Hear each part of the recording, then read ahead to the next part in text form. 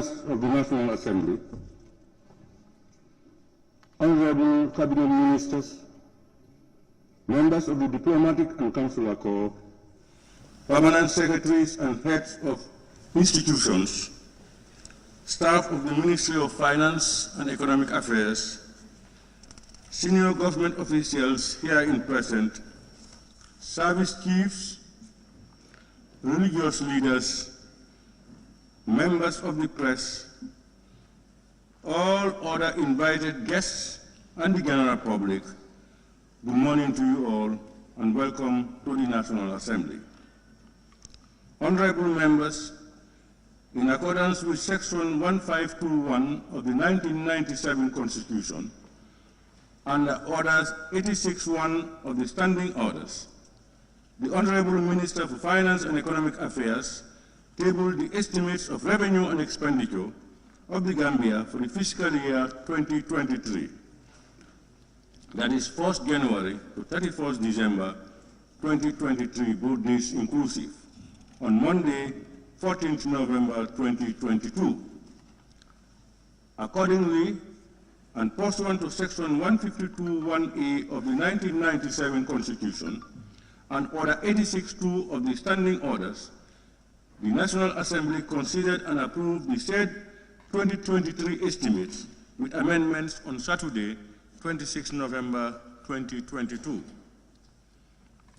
Accordingly, in pursuance of Section 1523 of the 1997 Constitution and Order 87-2 of the Standing Orders, the Honorable Minister for Finance and Economic Affairs shall today introduce the Appropriation Bill 2023 for your consideration and enactment by this August Assembly. In doing so, and as per Order 87-4 of the Standing Orders, the Honorable Minister will set out any amendments made to the estimates, present and outline government's fiscal policies and programs for the year 2023, commonly referred to as the budget speech. Therefore, honorable members, the Honorable Minister for Finance and Economic Affairs will proceed to table the Appropriation Bill 2023 before us today. I thank you all. Clerk, can we continue?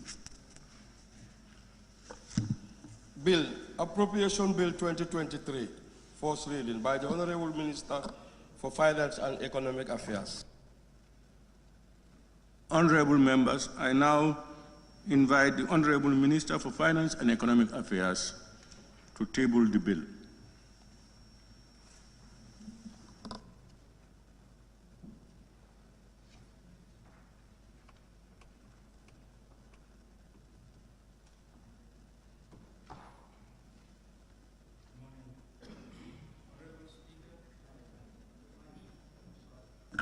Good morning, Honorable Speaker, Honorable colleague ministers here and present, members of the National Assembly,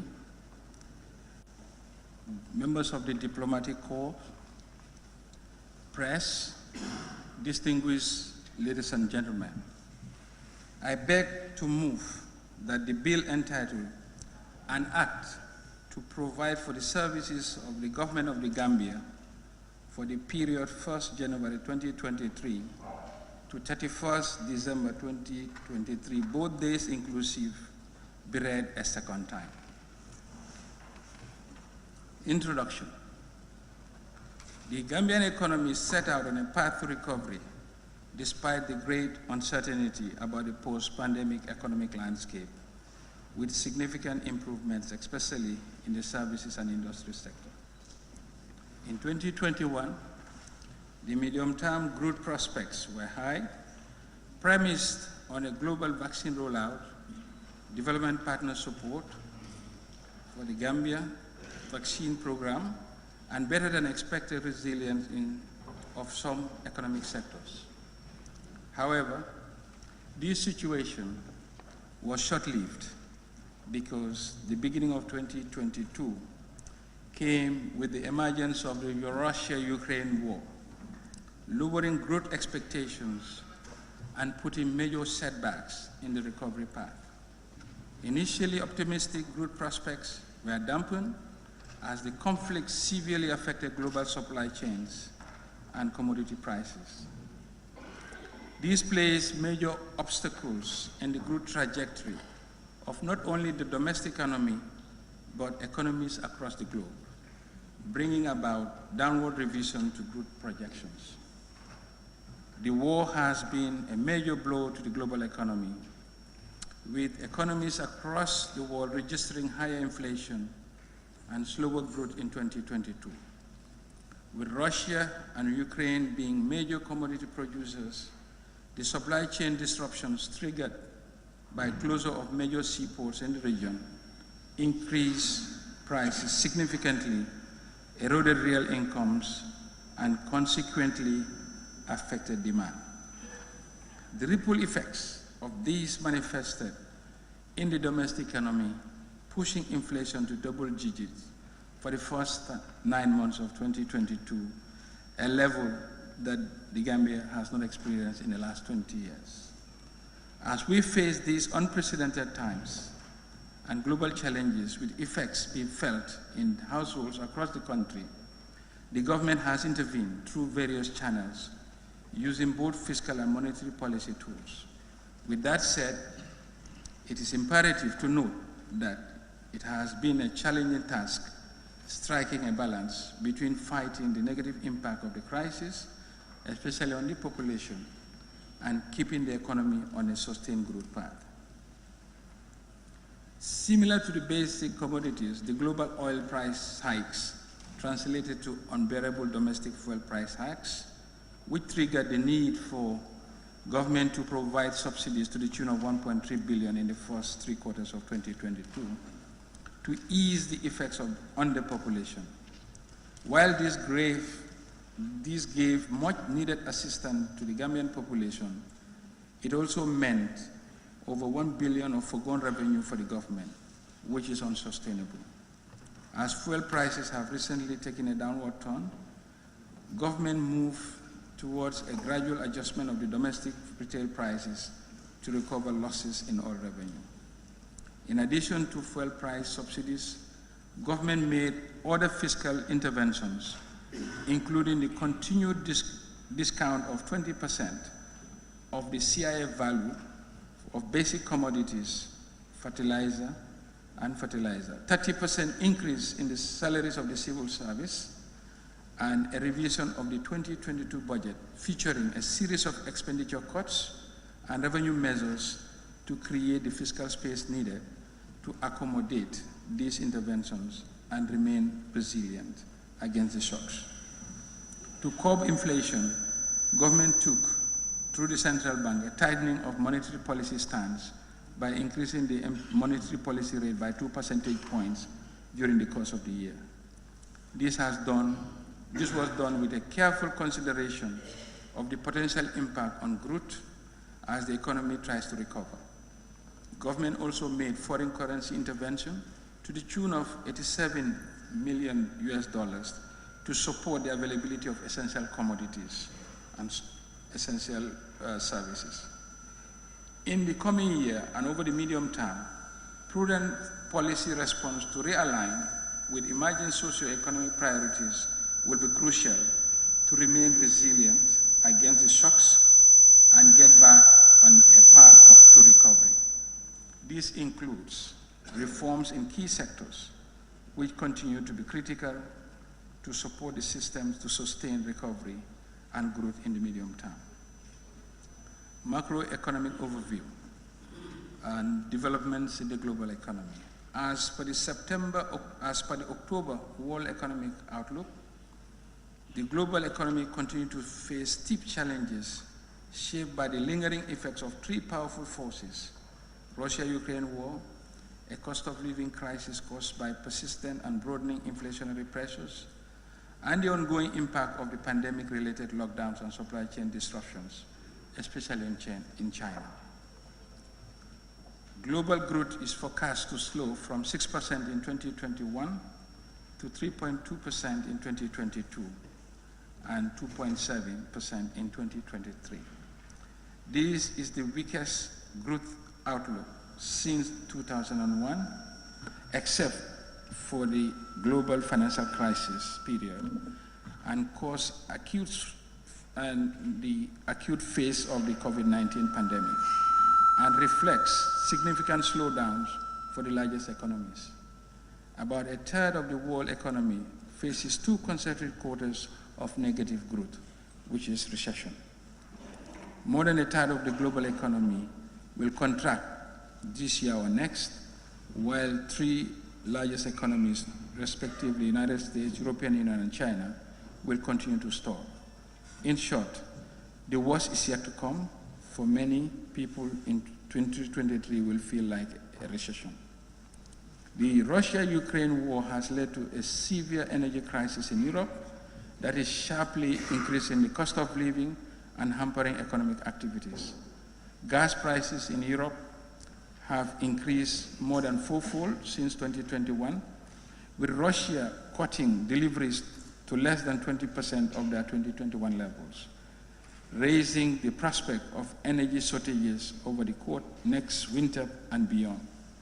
More broadly, the conflict has also pushed up food prices in the world market, despite the recent easing of the Black Sea grain deal, causing serious hardship for low-income households worldwide, and especially in low-income countries. For advanced economies, growth is projected to slow from 5.2% in 2021 to 2.4% in 2022 and 1.1% in 2023. Growth in emerging markets and developing economies is expected to decline to 3.7% in 2022 and remain the same for 2023. However, growth in low-income developing countries especially is projected to rise from 4.1% in 2021 to 4.8% in 2022, then to 4.9% in 2023 respectively. Global trade volumes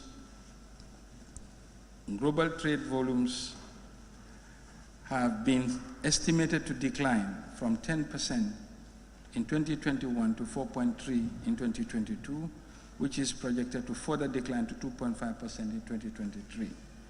The slowdown in trade mainly reflects the decline in global output growth. Supply chain restrictions have been a further drag, with the Federal Reserve Bank of New York Global Supply Chain Pressure Index having declined in recent months, largely because of a drop in Chinese supply delivery times, but it is still above its normal level, indicating continued disruption. The Russia-Ukraine war is one factor causing the decline in global trade. The United States dollar's appreciation in 2022 by about 13% in nominal effect terms as of September compared to 2021 average is likely to have further slowed world trade growth, considering the dollar's dominance in trade invoicing and the implied pass-through in consumer and producer prices outside the United States. Whereas the world trade growth is declining, global trade balances have widened and are projected to rise further in 2022. The widening of the balances has reflected the pandemic's impact. It has also, in 2022, mirrored increase in commodity prices associated with the war in Ukraine, which has raised the balance for oil net exporters and reduced them for the net importers. While inflation is increasingly important, firms still see COVID-19 as a dominant risk. The continued high numbers of COVID-19 mentions in the firm's earnings calls may reflect the pandemic's lingering effect on the labor market and supply chains. Global inflation is forecast to rise from 4.7% in 2021 to 8.8% in 2022, before declining to 6.5% in 2023. Upside inflation surprises have been most widespread among advanced economies, with greater variability in emerging markets and developing economies. The upward inflation revision for advanced economies is expected to rise from 3.1% in 2021 to 7.2% in 2022, before declining to 4.4% by 2023. For emerging markets and the developing economies, inflation is expected to rise from 5.9% in 2021 to 9.9% in 2022, before declining to 8.1% in 2023. Emerging markets and developing economies are estimated to have seen inflations of about 10% in the second quarter of 2022 and face a peak inflation of about 11% in the third quarter, the highest since 1999. The sharp appreciation of the United States dollars adds significantly to domestic price pressures and to the cost of living crisis of these countries. Capital flows have not recovered, and many low volume and developing economies remain in debt distress. The 2022 shocks will reopen economic wounds that were only partially healed following the pandemic. For many emerging markets, the strength of the United States dollar is causing acute challenges, tightening financial conditions and increasing the cost of imported goods. The United States dollar is now at its highest level since the early 2000s. So far, this appreciation appears mostly driven by fundamental factors such as the tightening of the monetary policy in the United States and the energy crisis. The global economy's future health rests critically on the successful calibration of the monetary policy, the cause of the war in Ukraine, and the possibility of further pandemic-related supply-side disruptions, for example, in China. Positive measures ought to be put in place to mitigate the negative effects of the current macroeconomic and geopolitical factors. The impact of this on the domestic economy. Similar to global growth projections, the domestic economy is projected to register a modest growth in real terms from 4.3% in 2021 to 4.5% in 2022. Growth in the domestic economy remains challenging and depends on the global economic recovery through tourism and trade channels for further recovery. Mirroring trends in the global economy, the current account deficit is estimated to widen to 13.9% of the GDP in 2022, driven by infrastructure-related imports and the rising oil and food import bill, not only due to increases in price of commodities, but also because the dollar is depreciated against the strengthening dollar, which is a universal phenomenon. Supply chain disruptions and the rising global inflation have worsened existing challenges in the supply and increased the price of essential commodities. In the domestic economy, average prices of both food and non-food commodities have been on the rise, bringing about unprecedented inflationary pressures. Inflation year-on-year stood at 13.3% as of end of September, and is expected to continue on this path due to uncertainty surrounding the trajectory of the war and the outlook on oil prices, especially in the light of the OPEC recent decision to cut production. On a more positive note, developments in the tourism sector this year are promising, despite the precarious conditions of the West. Tourist arrivals recorded in the fourth quarter of 2022 exceeded 47,000 compared to 18,000 recorded in the corresponding period in 2021. Developments in the domestic economy, real sector. The economic performance in 2022 has been relatively weak against initial projections made earlier in 2021. Real GDP growth for 2022 is estimated at 4.5%, a modest growth from 4.3% registered in 2021, when recovery from the pandemic was way underway. This modest growth is on the back of a contraction in industry and minimal growth within the services sector due to the Russia-Ukraine crisis. The agricultural sector is projected to register a modest growth, a growth of 6% in 2022 compared to 4.7% in 2021. This increase in growth is largely attributable to a relatively good rainy season, bringing about improvements in performance in crops, livestock, and forestry subsectors. The industry sector is expected to decline to 5.6% in 2022, coming from a strong base of 10.4% in 2021. This is largely as a result of a drop in the performance in construction and subdued recovery in manufacturing, as supply chain disruptions affected prices and the availability of both manufacturing and construction inputs. In the same vein, a risk of declining private remittances due to the rising cost of living in the West is expected to reduce private construction activities. Growth in the service sector is projected to remain at the same rate of 1.9% in 2022 as registered in 2021. This is because the better than expected performance in the tourism arrivals is not strong enough to make up for the relatively poor performance expected in wholesale and retail trade and finance and insurance, as well as a modest performance in transport and storage, as well as the communication sectors. Still reeling from the lingering effects of the pandemic, the sector continues to face challenges as the shock from the war has had similar effects, making recovery very difficult. Nonetheless, the impressive number of tourist arrivals registered so far this year indicates great recovery and good prospects going forward. The fiscal sector. Revenue and grants declined from 15.1 billion in the first 9 months to 14.2 billion in the same period 2022.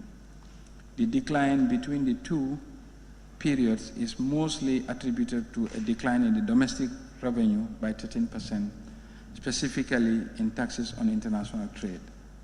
This stems from increasing the level of subsidies on fuel to support social safety, among others, due to the impact of the Russia-Ukraine war on oil prices. Total expenditure increased marginally to 18.8 billion in the first 9 months of 2022, compared to 18.7 in the previous year.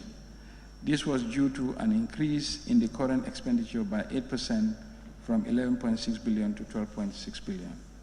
During the period under review, personnel emoluments increased by 22% from 3.3 billion to 4.1 billion as a result of the 30% civil service salary increment introduced in July. Other charges recorded an outturn of 6.2 billion compared to 5.6 billion in the same period of 2021, indicating a growth of 12%. This significant increase was due to the increase in subsidies and transfers, which increased by 20% through subvention to agencies. Interest payments amount to 2.3 billion compared to 2.7 billion a year ago, recording contraction of 16%. Similarly, external and domestic interest payments declined by 19% and 16% respectively. The fiscal deficit, including the grants, worsened from 3.6 billion at the end of September 2021 to 4.4 billion in the corresponding period in 2022. Although grants increased, it was not sufficient to offset the impact in the decline of revenue for the period. The deficit excluding grants also worsened to 8.4 billion in 2022 from 6.7 billion in 2021. Revenue loss from tax exemptions, primarily duty waivers, increased from 1.1 billion in the first 9 months of 2021 to 2.2 billion in 2022. This is largely due to the implementation of the ongoing projects in rural roads, OIC, and agriculture education sectors.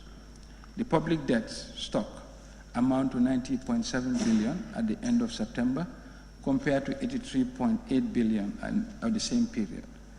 The increase of the public debt stock is explained by the foreign exchange loss on the foreign debt component of the debt stock, an increase in the domestic borrowing to the amount of 3.2 and 3.7 billion respectively. However, government is still within the domestic borrowing target as approved in 2022 national budget.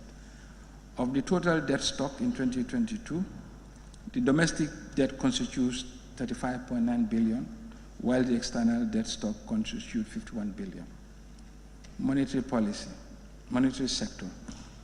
Growth in monetary aggregates have been decelerating, reflecting the impact of the ongoing crisis on the balance of payments on the net foreign assets of the central bank and commercial banks.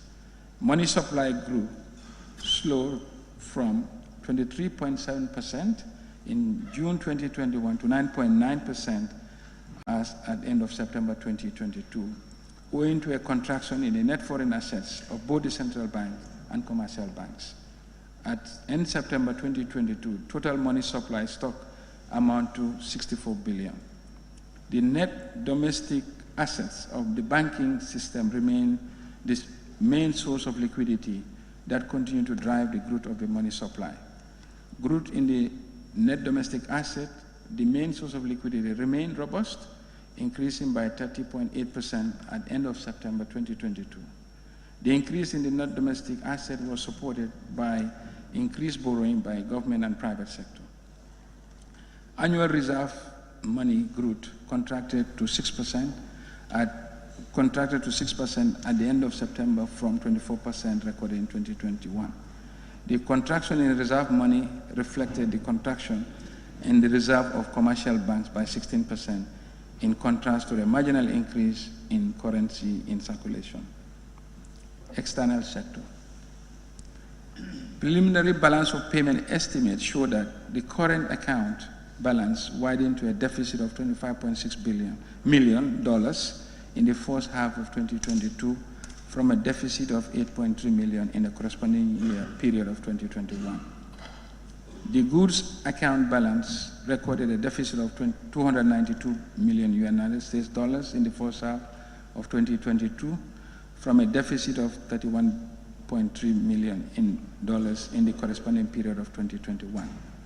The widening deficit in the goods account reflects mainly the marked increase in the imports, especially the minerals and oils, vehicles, cereals, coupled with less than expected increase in the re-export trade. As at the end of September 2022, imports rose to $317.5 million compared to $281.3 million in the same period 2021.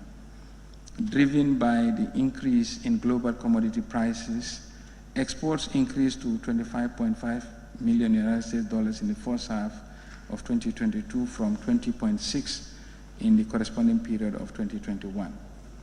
The services account balance rose to a surplus of $24.8 million in the first half of 2022 from a deficit of $5 million in the same period a year ago. This reflects an increase in tourist arrivals of 96%.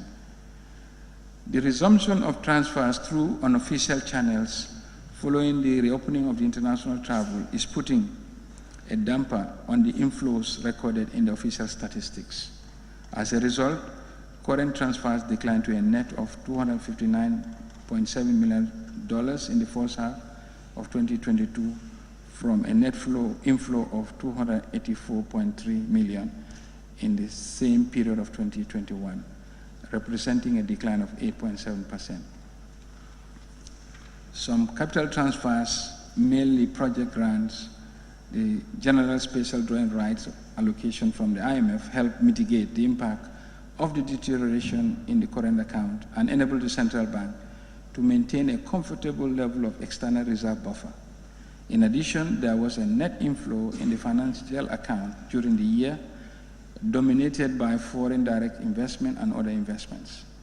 The capital and financial account registered a net inflow of $182 million in the first half of 2022 compared to $96.5 million recorded in the same period. Honorable Speaker, key sectors of the economy. We start with the Ministry of Finance and Economic Affairs. The upgraded web-based integrated IFMIS system is currently being extended to subvented entities, agencies, including hospitals and donor-funded projects. This will facilitate the production of more comprehensive government consolidated financial statements and improve the transparency and accountability of public resources. To further support the Treasury single account, a payment gateway portal is currently being developed. This would further facilitate the automation of revenue collection process across the country and ensure that the government revenue is collected electronically. This is expected to greatly improve revenue performance and reporting, towards supporting the full implementation of the Treasury single account. The government of the Gambia, through support from AfriTac West of the IMF, is in the process of implementing an asset management policy for use across the government. This will help track all fiscal assets, property, plant, and machinery of the government. Currently, work is ongoing to produce an initial draft prior to the arrival of the technical assistance. The asset management policy is one of the fundamental aspects towards migrating to international public sector accounting standards, accrual accounting. In a bid to build on the gains registered, foster development, and address the existing challenges, particularly following the impact of the COVID-19 pandemic and the climate crisis, the government, through the Ministry of Finance, has initiated the formulation of a Green Recovery Focused National Development Plan, NDP 2023 to 2027, which will succeed the NDP 2018 to 2021, and the Long-Term Development Vision 2023 to 2050, which will succeed the Vision 2020. The former will guide government's development efforts and inform the public investment program and development strategies in the medium term, whilst the latter will serve as an anchor for a series of medium-term national development plans. The drafts of both plans are expected to be completed and adopted by the end of the year. Government will engage in an intensive resource mobilization effort for the recovery-focused national development plan in 2023. The Gambia presented its second voluntary national review this year to the United Nations, and the outcome of which will feed into the formulation process of the recovery-focused national development plan and will help in accelerating the implementation of the sustainable development goals. The impact of the COVID-19 pandemic has challenged the implementation of the NDP, eroding some of the gains that have been registered so far. The continuing conflict between Russia and Ukraine will pose a risk to the implementation of the recovery-focused NDP in terms of resource mobilization, including domestic resources. In this regard, the government will explore innovative and sustainable financing mechanisms to further enhance domestic resource mobilization to finance our development priorities. The ministry has recently reviewed the 2022 to 2026 medium-term debt management strategy that seeks to help achieve the debt management objectives. Financing needs are met at the lowest possible cost, consistent with a prudent degree of risk. To achieve this objective, the ministry developed an annual borrowing plan with a 3-month rolling basis issuance calendar on both the ministry's website and the central bank websites. This is geared towards enhancing transparency in public debt and provide investors with guidance on government's borrowing plan and strategy. The ministry, in collaboration with the central bank, has introduced regular bond issuance program. This allows the government to issue medium and longer-term dated domestic instruments to provide medium-term to long-term financing and address financing and refinancing risk in the domestic debt portfolio. With support from the African Development Bank, the government is currently conducting a public expenditure and financial accountability assessment. The objective of this assessment is to provide a general understanding of the ongoing public financial management reforms performance and assess the gains in the public financial management reforms. The assessment report is expected in early 2023. The government continues to benefit from support from the development partners to implement development projects. To this end, the EU has made commitment to support the government in the medium term in the areas of macroeconomic stability and economic performance, public financial management reforms, budget transparency and oversight, and adopting a new NDP. In the light of these reforms, A new Public Procurement Bill 2022 was recently passed by this August National Assembly, and the Gambia Public Procurement Authority is currently developing the regulations which will be finalized by this year, end of this year, to make procurement more transparent and value for money for public expenditure. In addition to the above, there is support from EU to accelerate the progress on the public financial management reforms, acceleration of the TRRC white paper implementations, gender-based violence, sexual harassment, human rights violations, migrations, improvements in the National Environment Agency's technical capability, elections, and other legal matters. The government of the Gambia, through the Ministry of Finance and Economic Affairs, has initiated reforms activities to strengthen the financial position and the corporate governance of state-owned enterprises. Key among the reform agenda is the introduction of performance contracts to challenge, measure, and evaluate the performance of the SOEs. In this regard, the ministry has already signed a performance contract with NAWEC, and 3 further SOEs will shortly be done. Negotiations are at an advanced stage to sign the contracts with the Gambia Ports Authority, Social Security and Housing Finance Corporations, and the Gambia National Petroleum Corporation, all of which are expected to be signed before the end of this year. The ministry intends to sign performance contracts with all SOEs in a gradual and phased manner. The ministry has also submitted a draft of the SOE bill to this August Assembly. The bill centers on the creation of an SOE commission that will serve as an oversight and regulatory body for all SOEs. It will also strengthen corporate governance issues such as reporting requirement, transparency initiatives, and selection and functioning of board members. Government is committed to ensuring that ministries, directorates, and agencies' budgets are anchored on national priorities in order to attain the national development objectives.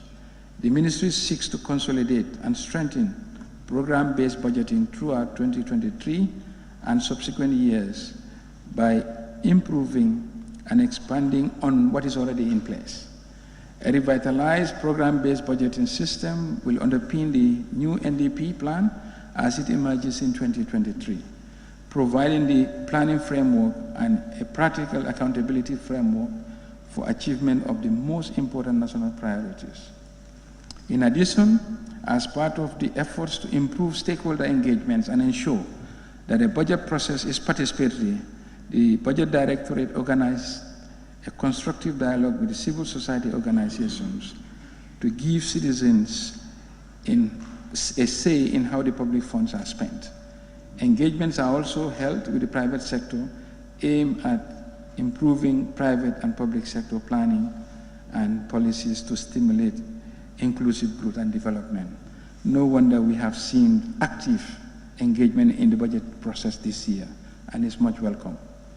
The government is also aware of the need to reduce inequality gap between the rich and the poor, as well as between the genders.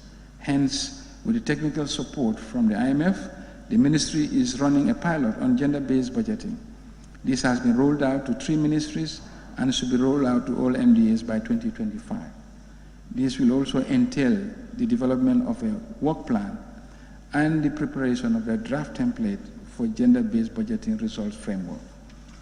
A Directorate of Revenue and Tax Policy has been established at the ministry to provide a more strategic focus on tax policy formulation, design, and monitoring. The Directorate is currently taking stock of existing tax systems, laws, and institutional arrangement supporting our domestic tax system. The aim is to initiate a paradigm shift in tax policy, anchored on a robust domestic resource mobilization strategy. The recent economic crisis and regional efforts in harmonizing taxes have brought to light the need for tax policies that will build resilience, underpinned by a strong legal and regulatory framework that will guide and facilitate harmonization efforts. The tax expenditure has been an area of concern for the ministry, and intentional steps have been taken to carefully assess its magnitude, develop solid plans to work on a framework to curtail and better manage this going forward. Over the medium term, the Directorate's work will center on regularizing and standardizing all tax-related systems and practices so as to set a tone for improved revenue mobilization through a comprehensive tax policy. This will include working with all government MDAs to carry out a complete review of all activities related to revenue collection, catalog all revenue-related laws, and identify potential areas for much-needed reforms to support domestic resource mobilization. In a bid to advance the rationalization of subjected entities, the Ministry, in collaboration with the Central Bank, intends to transform the Social Development Fund to an independent financial institution. Similar efforts are being made to address the multiplicity of subvented institutions, currently which stands at about 60 agencies, with an annual budgetary allocation of about $4 billion. This is primarily aimed at rationalizing resource allocation.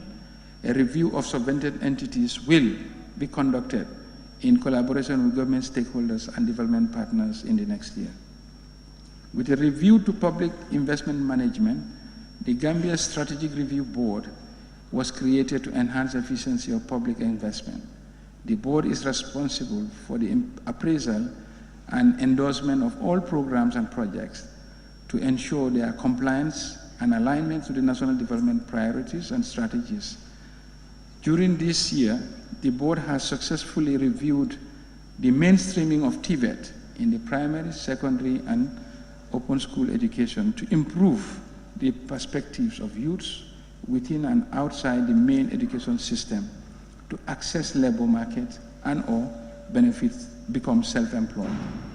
The board has also reviewed the West African Regional Digital Integration Program, WADIP, under the Ministry of Communication and Digital Economy to increase broadband access and usage and strengthen the foundations for the establishment of a single-digit market in West Africa. With the support from the World Bank, the Ministry has developed a medium-term policy framework for the Public Investment Program 2022 to 2025, which is aligned with the 2023 fiscal year budget cycle and the NDP. The Public Investment Program will be piloted to key sectors with high involvement in capital investment projects such as health, education, agriculture, infrastructure, energy, and environment for ongoing projects, both using the GLF and donor funds. The Ministry will work with the development partners to develop capabilities and capacity of the pilot sectors on the Public Investment Program and later roll out to other sectors. The Ministry of Finance and Economic Affairs, through the support of UNDP, developed and validated the Gambia Aid Policy 2023 to 2032. The key objective of the aid policy is to increase the effectiveness of external assistance and provide a basis on which the additional aid required to meet the country's short to medium-term needs can be mobilized. Productive sectors, agriculture.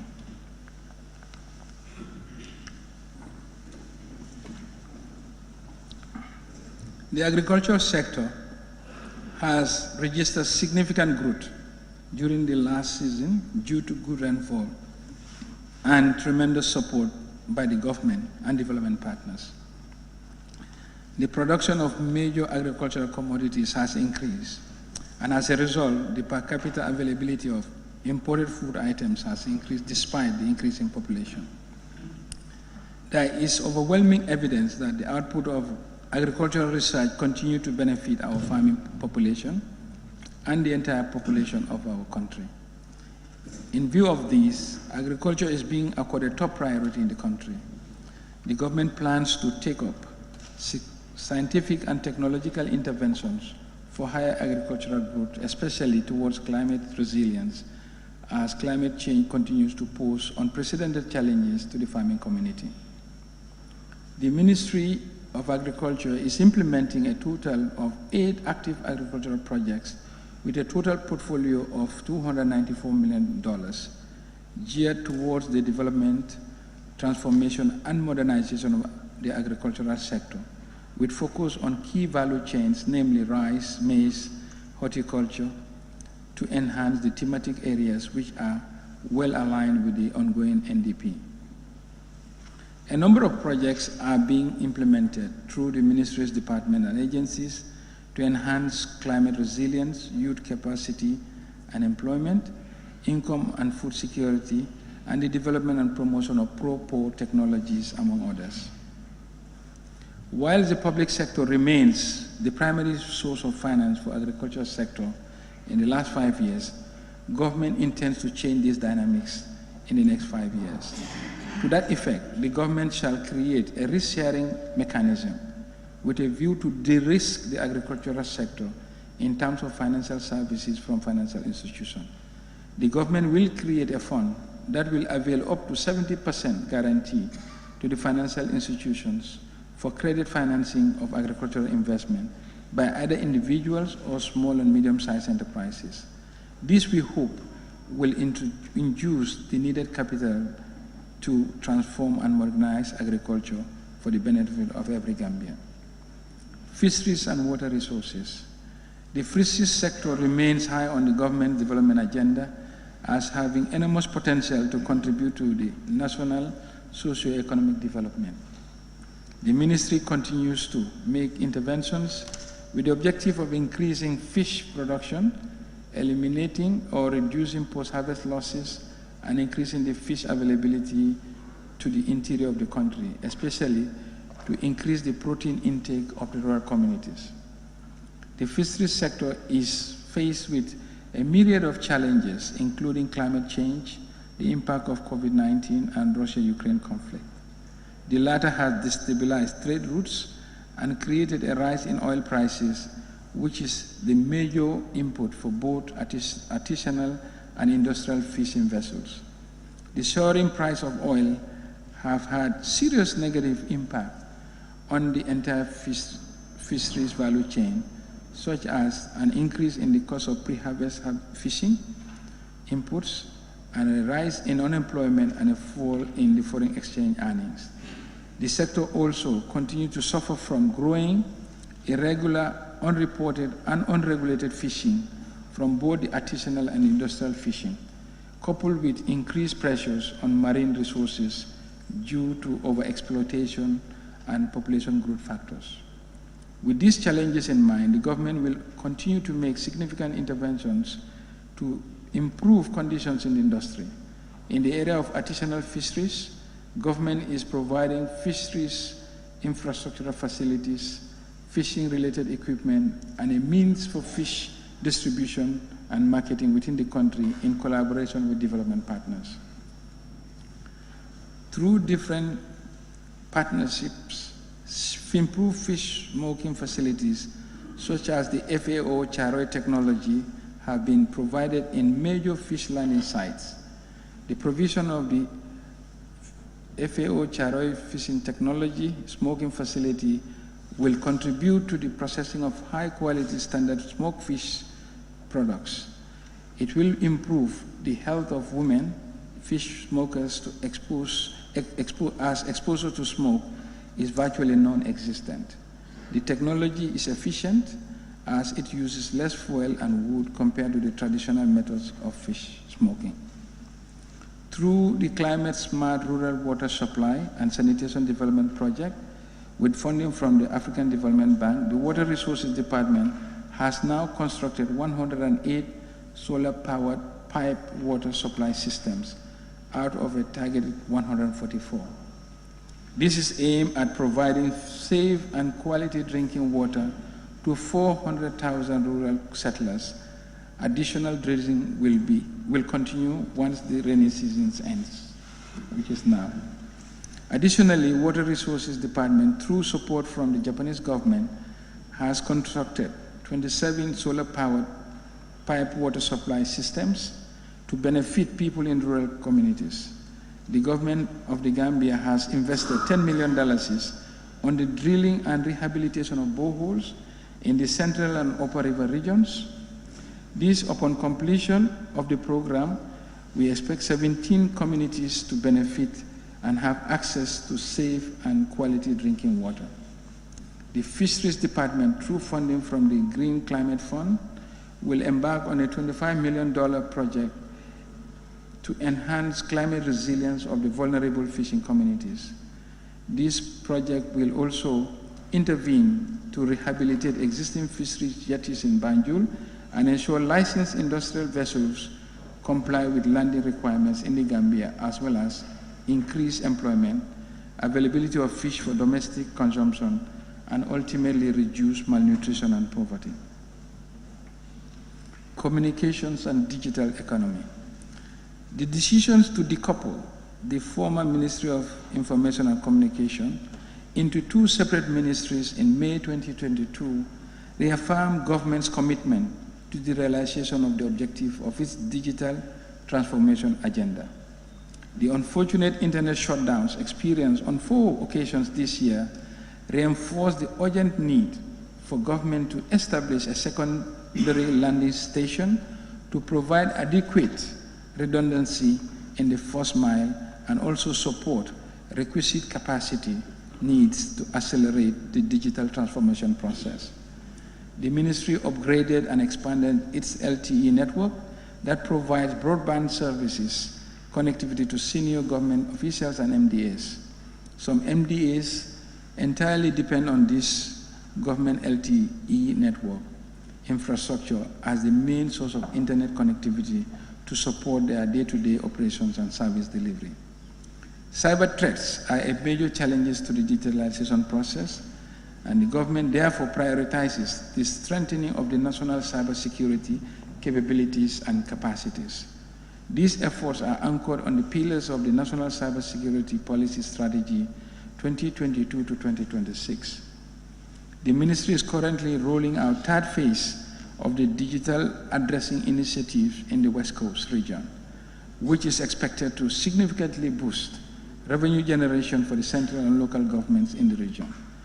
In a bid to increase targeted investment in ICT sector, the next phase of the digital development advocacy and investment efforts will focus on attracting foreign direct investment and creating an environment for innovative financing arrangement among stakeholders to support the ICT program implementation.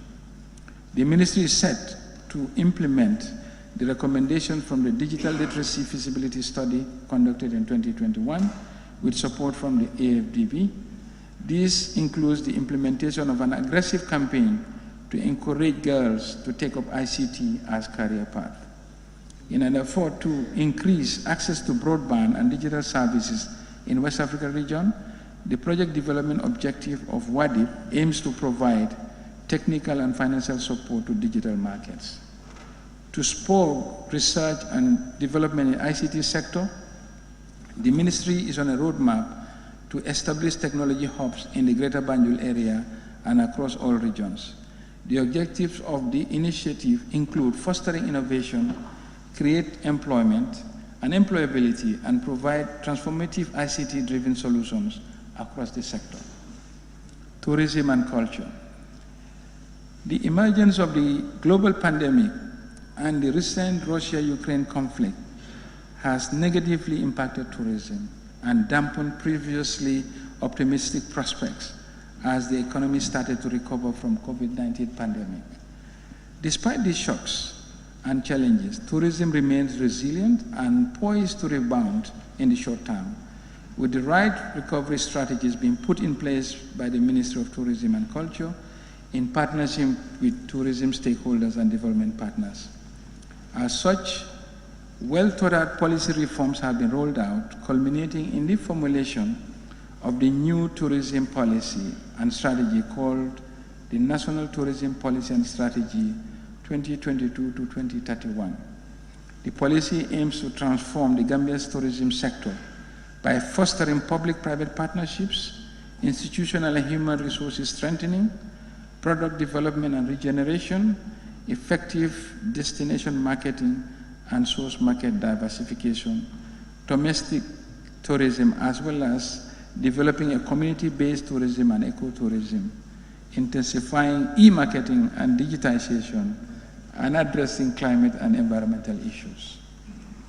The ministry is committed to improving the tourism sector's performance and youth employment prospect, and as such has embarked on a few interventions, including a move towards digitization, the implementation of stringent health and safety measures, the construction of 3 roads in the tourism development areas leading to major hotels, the renovation of craft markets, and the building of hubs to promote collective trading of tourism products in partnership with YEP and ITC, collection and digitalization of valuable cultural practices and traditions to preserve cultural heritage in partnership with the University of Hamburg, and the enhancement of ecotourism and community-based tourism through the deployment of regional tourism officers in all regions of the country. In addition to these efforts, the ministry has also secured a grant of United States $68 million from the World Bank to support the diversification and climate resilience of the tourism sector in the Gambia. The project aims to assist in strengthening the institutional policy framework, improve capabilities and access to finance for the tourism-related micro, small and medium-sized enterprises, suppliers, and enhance the attractiveness of selected existing but underdeveloped destinations. The project will also strengthen the sustainability of the coastal areas.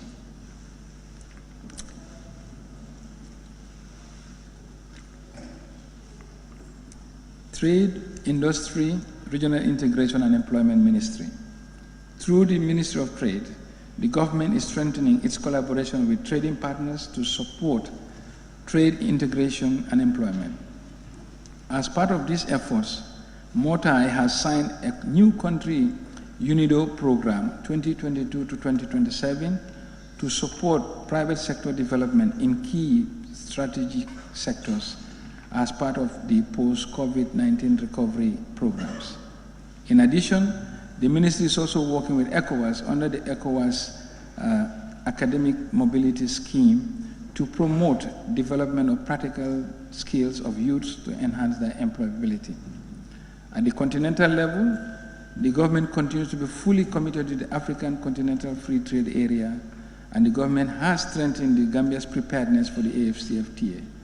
The ministry, with the support for United Nations Economic Commission for Africa, has formulated an AFCFTA national implementation strategy to leverage on the opportunities of the AFCFTA, while at the same time addressing challenges of the scheme and strengthening the institutional, policy and regulatory frameworks for effective implementation of the agreement.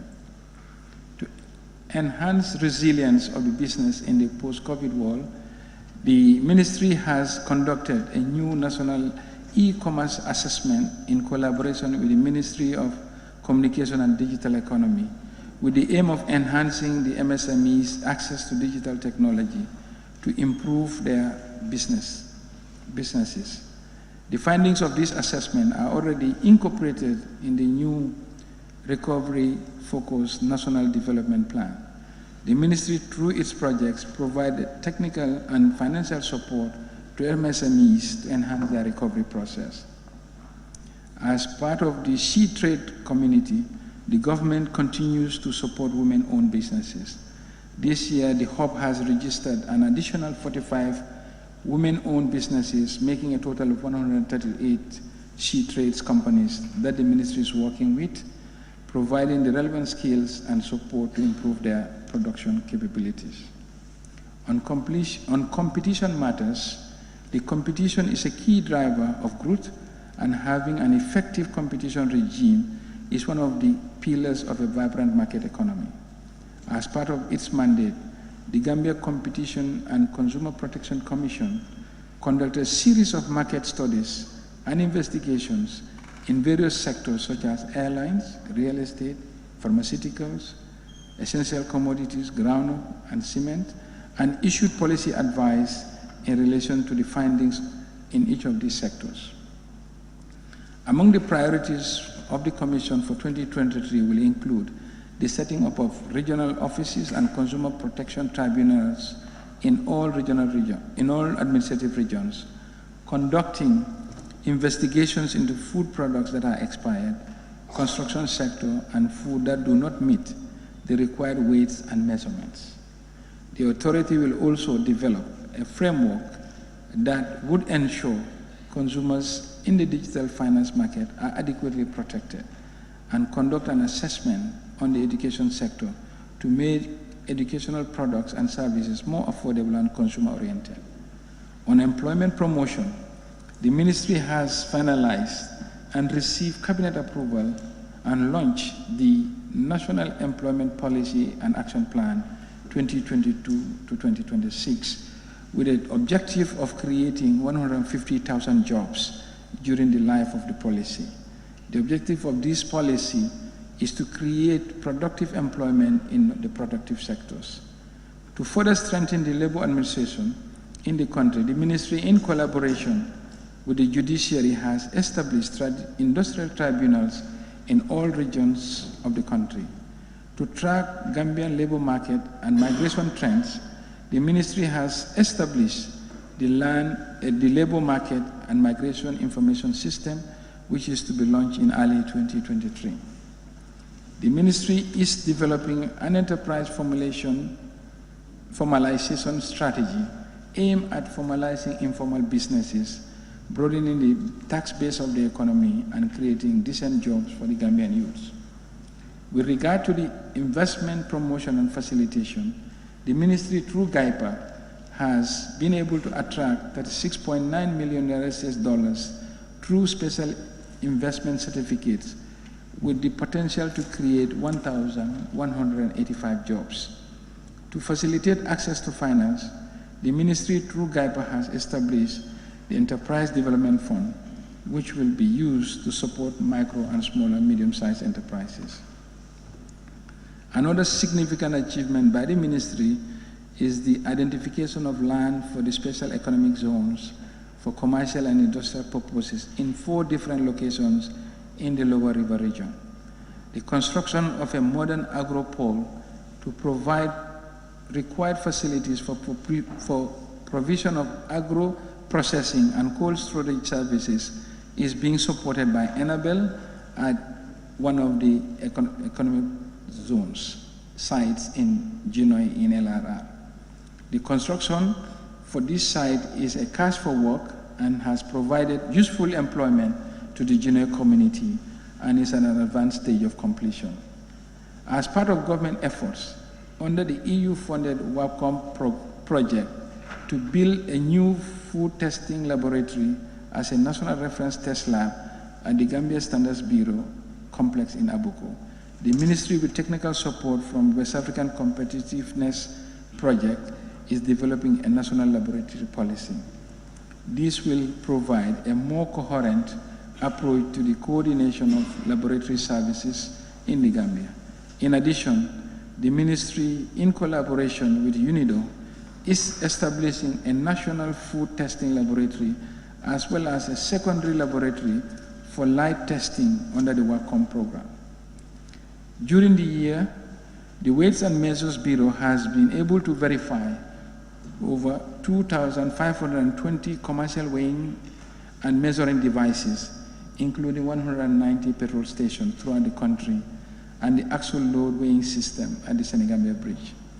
These interventions have helped safeguard consumer welfare and guaranteed value for money. To strengthen and modernize the Weights and Measures Bureau, MOTAI has completed a review of the legal framework for the Weights and Measures Act and drafted a new legal metrology bill expanding the scope of the legal metrology to regulate measurements not only in trade but also measurement devices used in health and safety, law enforcement, and environment management. The review of the bill by the Ministry of Justice is completed, and MOTAI will present it to the August National Assembly for consideration this year after cabinet approval. This, when enacted, will help mitigate challenges in the regulation of measurements in the areas of trade, health and safety, law enforcement, and environmental management. Transport, works, and infrastructure. The Banjul City Rehabilitation Project continues to make progress, with 95% of the registered roads completed and approximately 84% of those in the additional works completed as of end of September. As part of the project, the Bond Road Pump House was rehabilitated and 2 new 75 kilovolts pumps were installed in August 2022 with a capacity of 2 million liters per hour. The new pumps help evacuate the unprecedented amount of rainfall recorded in the month of July, which resulted in flash flood in some parts of Banjul. As part of government strategy to uplift and upgrade public infrastructure at the regional government level, the construction of governors' offices and residences was initiated, and the governor of North Bank's region's office was successfully completed and handed over. In a bid to effectively manage public buildings, as stated in the new National Public Buildings and Facilities Policy, a bill was drafted and submitted to the National Assembly for consideration and adoption. The government of the Gambia has received loans from the Kuwaiti Fund for Development and the Arab Fund for Economic Development, Arab Bank for Economic Development Badia, and the Islamic Development Bank for the widening of the 22.5 kilometer Batin-Hardin Highway geared towards the cost of the organization of OIC Road Project for the upcoming conference. To help connect the neighboring villages in the main sections of 1 and 2, an additional 16 kilometers has been added to Lot 1 of the Rural Roads Expansion Program. Progress at Lot 2 of the roads construction as of end of September 2022 stands at 63%. The construction of the 86 kilometers Nyomi Hakalan Road is in progress with 48% of the work completed as at the end of September. In the aviation sector, the Gambia International Airlines has procured a high loader with a critical equipment, which is a critical equipment for airport operations, and an airline crew bus to enhance operational efficiency. To ease movement of businesses and leisure between the Gambia and Senegal, the Gambia International Airline is intensifying negotiations with credible airline partners to secure an aircraft that will operate daily flights between the two countries. The domestication will significantly reduce airfares and bring more reliability in flights between Banjul and Dakar. In 2023, GIA will work with the Enhanced Integrated Framework Project through the Ministry of Trade, Industry and Employment to automate the GIA cargo operation system. Once in place, the cargo accounting settlement system will enhance the operational efficiency of cargo handling, airlift and delivery. To support the implementation of the project, GIA intends to procure 2 cargo trucks. To advance our infrastructure agenda, government will leverage on existing fixed assets to finance the creation of new development projects through the issuance of asset-backed financing security instruments. This will also help us mobilize additional resources for development without increasing our debt stock. Petroleum and energy. The Russia-Ukraine war has impacted supply chains and domestic retail prices of fuel in the industry. The war has disrupted the production and trade of several commodities, reduced income, and increased the cost of living for the people in the Gambia. The restrictions in logistics and supply chain for the movement of traded commodities, foods and services have had significant effects on prices globally, and as a result, domestic pump price of fuel were increased. In the area of energy, NAWEC continues to face major challenges with increased price of heavy fuel oil and difficulties in access and affordability of spare parts, coupled with dramatic increase in demand for energy as a result of population growth and urbanization. Expansion of the infrastructure and social services, growth in small and medium-sized industries, and the expansion in the tourism hospitality industry sector. To address capacity constraint, government has taken major steps, including a power purchase agreement between NAWEC and Senelec. for the importation of energy. Despite these challenges, the Gambia's energy sector is in the middle of a major transition with significant investment in energy development through the development partner support. These include projects in the electricity restoration and modernization, expansion and access. As a result of this investment, NAWEC has registered major improvement in electricity stability and operational efficiency. At the same time, the OMVG interconnection has started operation, bringing with it the first ever high voltage network in the Gambia and the opportunity to access large quantities of cleaner and lower cost electricity from the West African power pool. The ministry has made substantial efforts towards supporting the mining and quarrying subsectors.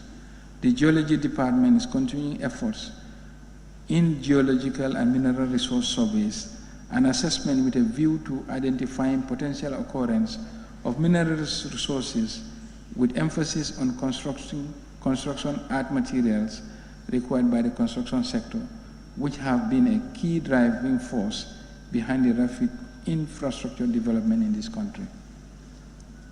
Regarding the petroleum sector, the petroleum exploration activities, there are currently 6 open blocks, and the goal is to license these blocks in order to achieve strategic policy objective to discover commercial oil deposits. These blocks are promoted through oil and gas conferences, exhibitions and workshops, or through direct engagement with international oil companies. On the downstream, the ministry, together with the Gambia Bureau of Standards Bureau, is currently working on getting a laboratory for testing petroleum products. Social sectors, basic and secondary education. In accordance with its primary goal of ensuring universal access to education, the Ministry of Basic and Secondary Education continues to use resources from both the domestic budget and the development partners to provide quality teaching and learning strategies, as well as innovative ways of reaching underserved areas. In this regard, a significant surge in enrollment has been registered at all levels. This includes the Second Chance Education Program, meant to expand opportunities for out-of-school students. To ensure quality education delivery at all education levels, the ministry continues to collaborate with both the Gambia College and the University of the Gambia to support and train teachers and increase the number of qualified teachers across all levels. The ministry has embarked on a comprehensive curriculum review for early childhood development, lower basic and upper basic schools to roll out enrollment to senior secondary schools. As a result of these investments, the ministry recorded a sharp drop in the number of students attaining 0 credits or passes in the West African Senior Secondary Certified Examinations and the Gambia Basic Education Certificate Examinations. While the ministry is making significant gains in both access and quality education, the sector continues to grapple with challenges which require attention. These include human and material resources and the costs associated with school feeding program and improvement in the school improvement grant. This is why this ministry has this medium term. Higher education sector. The Ministry of Higher Education, Research, Science and Technology continues to intensify efforts towards equitable access to relevant and quality tertiary and higher education. In line with its aspiration, the ministry has implemented programs and activities within its higher education transformation agenda during the year under review. Simultaneously, MOHAS and partners have initiated programs to promote and utilize scientific research and technology development. The ministry has secured funding from the Islamic Development Bank and Badia to complete the second lot of the construction of the University of the Gambia campus at Faraba, Bantan. As Lot 2 is already at 95% completion, Classes are scheduled to move to the new site in Farabab in the second semester of this academic year. The government is complementing these efforts by providing adequate bus services for students and staff. To address employability and Africa's human capital formation construction,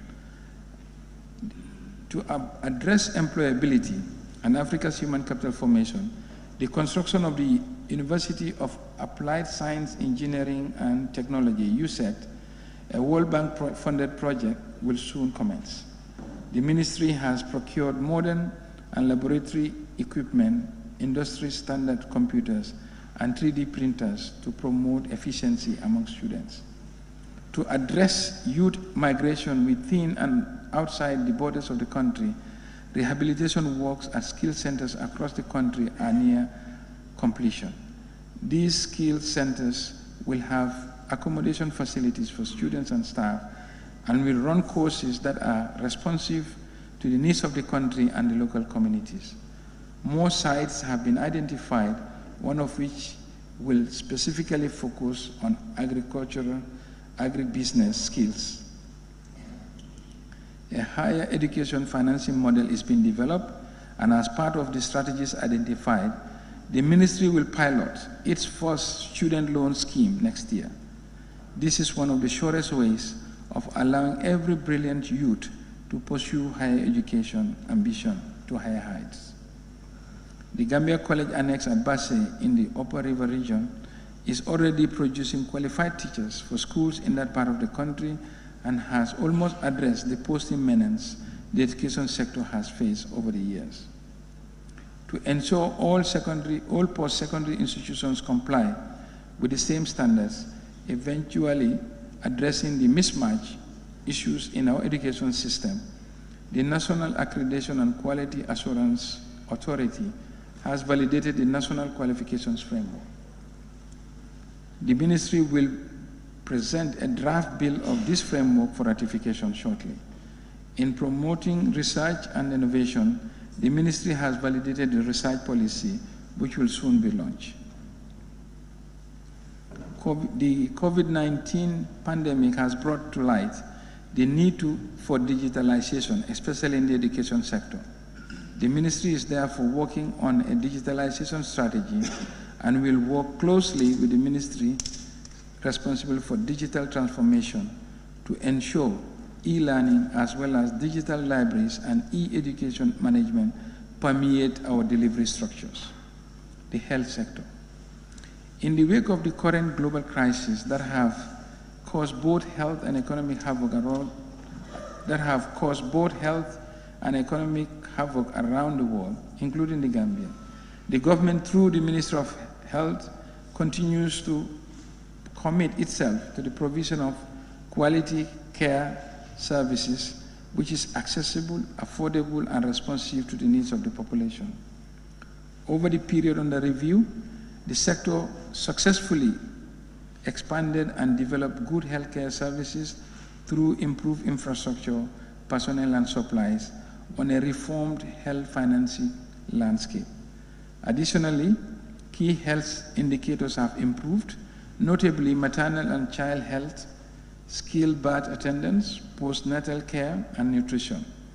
On the maternal and child health services, significant gains are registered during the past years as infant mortality rate and under 5 mortality rate reduced significantly, while the percentage of deliveries conducted by skilled birth attendants in health facilities increased. Access to services in maternal and child health considerably improved. The sector's introduction of the Gambian National Health Insurance Scheme is a major achievement. The act to establish the scheme became effective in November 2021 to particularly benefit the poor and the vulnerable while serving as a social safety net. On the training of healthcare personnel, the Gambia government now offers postgraduate training at Edward Francis Small Teaching Hospital, while the UTG also offers health-related programs at bachelor's level. As part of efforts to revitalize and implement the concept of primary health care in the country, the primary health care unit at the ministry witnessed a significant increase in the primary health care in key villages. The implementation of the strategy paid off with significant improvement in the health care status of the people. The development of the Civil Registration and Vital Statistics Bill 2022 is ongoing and will be submitted to the National Assembly when finalized.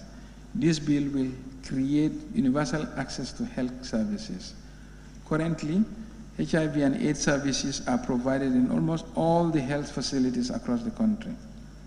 On healthcare infrastructure, there are a wide range of construction works in progress to expand the services throughout the country. Amongst them is the construction of a National Emergency Treatment Center, National Laboratory Center, Blood Transfusion Center in Farato, and other new health facilities. The construction of a modern waste treatment center in Farato has been completed and launched.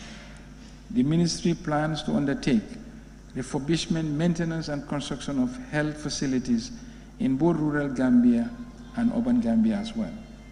Construction of a National Diagnostic Imaging Center at Farato, neonatal intensive care unit at Edward Francis Small Teaching Hospital, and the doctor's accommodation at Biam General Hospital are of importance. On public health research, the country has consented to the implementation of several international health accords on health research, and the Gambia has seen an unprecedented increase in advance in healthcare research and delivery over the past few years. The ministry has established a partnership with Health Strategy and Delivery Foundation based in Nigeria to help the sector develop research priorities.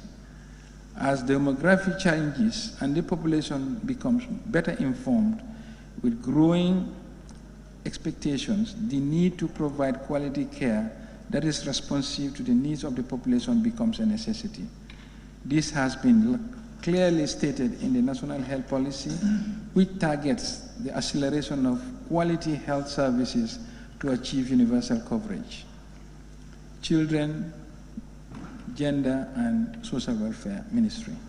The Ministry of Gender, Children and Social Welfare launched the Women Enterprise Fund in October 2019 as part of the NDP flagship projects, with the objective of strengthening the capabilities and capacities of 35,000 women and girls in micro, small and medium-sized enterprises, which is entirely funded by the government of the Gambia. From commencement to date, the Women Enterprise Fund has trained 24,000 women and disbursed $21 million to 257 women groups across the country. In addition, the United Nations Capital Development Fund, in collaboration with the ministry, is preparing technical and financial support to enhance capacity of the ministry to implement innovative financial solutions that empower women. Since its inception, a training of trainers of 100 female staff was conducted on financial literacy, followed by a rollout campaign to 53 constituencies. A UNESCO-funded project on female traditional circumcisions through the promotion of alternative ways for self-actualization and self-sustenance, supported by the ministry in strengthening the capacities of 75 traditional female circumcisers to find alternative ways for self-actualization, self-esteem, and self-sustenance through business skills development and startup support. They were trained and provided with materials as startup capital and in kind. The Fistula program through the ECOWAS Gender and Development Project has been launched to support the treatment and integration of women and girls who are victims of the condition in the Gambia through BAFRO, a local NGO. The components of the Fistula program include sensitization, treatment, rehabilitation, and reintegration.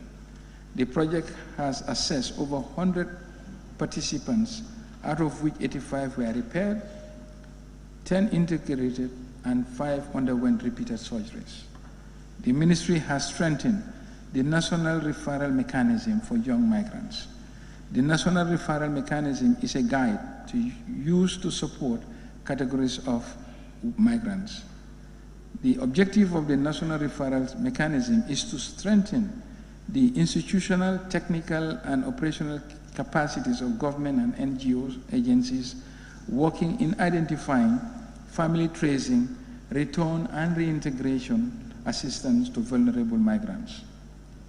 The ministry and other stakeholders, including development partners, have successfully developed standard operating procedures manual, SOP, for the management of vulnerable children. The purpose of the SOP manual is to help improve the quality and consistency of service countrywide for victims or survivors and standardize the response to gender-based violence, sexual violence, and violence against adults, children, and others who are vulnerable or have disabilities. A training of trainers as well as a step-down training for service providers were also conducted at all levels. Honorable Speaker, we now look on to the Youth and Sports Ministry. The government of the Gambia, through the Ministry of Youth and Sports, continues to prioritize youth empowerment and sports development. The COVID-19 and Russia-Ukraine war have resulted to constraints on the ministry to meet its demand in terms of service delivery and provision of goods and services. The National Enterprise Development Initiative, through funding from International Organization for Migration, has trained 614 migrant returnees on business development and career guidance across the country. With funding by the government, 300 youth and women entrepreneurs were supported through the mentoring and coaching, advisory services for the sustainability of their businesses. In addition, through the Gambia Inclusive and Resilient Agricultural Value Chain project under the Ministry of Agriculture, 20 youth and women were identified and supported with fencing, borehole, irrigation, and farm inputs. The National Youth Council, with the support from development partners, carried out activities including renovation of youth centers, training of youths and migrants, returnees, and hosting of the National Youth Connect Summit 2022, which attracted many young people across the country. The ministry plans to implement the mandatory one-year national service program and soft skill training such as mobile repairs, website, satellite, and electronic repairs. The ministry will also continue the rehabilitation and renovation of the stadium, National Stadium, to meet the required standards for the hosting of the international matches by March 2023. Additionally, the ministry plans to expand and strengthen the youth agricultural service and micro-processing centers project to more regions, establish general merchandise project as a revenue stream, provide microfinance support to youth and women entrepreneurs, and work with partners to build a regional enterprise training, business training and center and hub for the young women. Cross-cutting sectors. The Ministry of Interior. In the last 5 years, the ministry has embarked on a number of reforms aimed at making sure the security services are more professional and responsive in their service delivery. For this reason, the Ministry of Interior has secured land for the construction of the Ministry of Interior office complex. The Gambia Commission for Refugees, in collaboration with National Agency for Legal Aids, sensitized refugees on their rights, access to legal services, and local integration procedures and opportunities. Records have revealed that the trend of drug abuse is consistently on the increase, resulting in many of the youths experiencing drug-induced mental illnesses.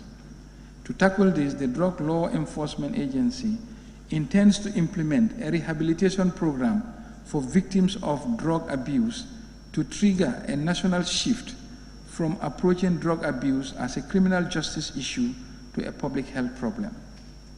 The Gambia Fire and Rescue Services has received 6 fire engines from 56 partners through the Carnegie Municipal Council based in the United Kingdom.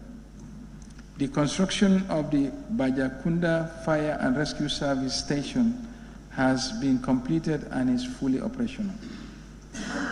The Gambia Prison Services, through the intervention of the government and partners, has trained 15 officers and 50 inmates on different skills, construction of staff quarters and rehabilitation of prisons in Janjambure.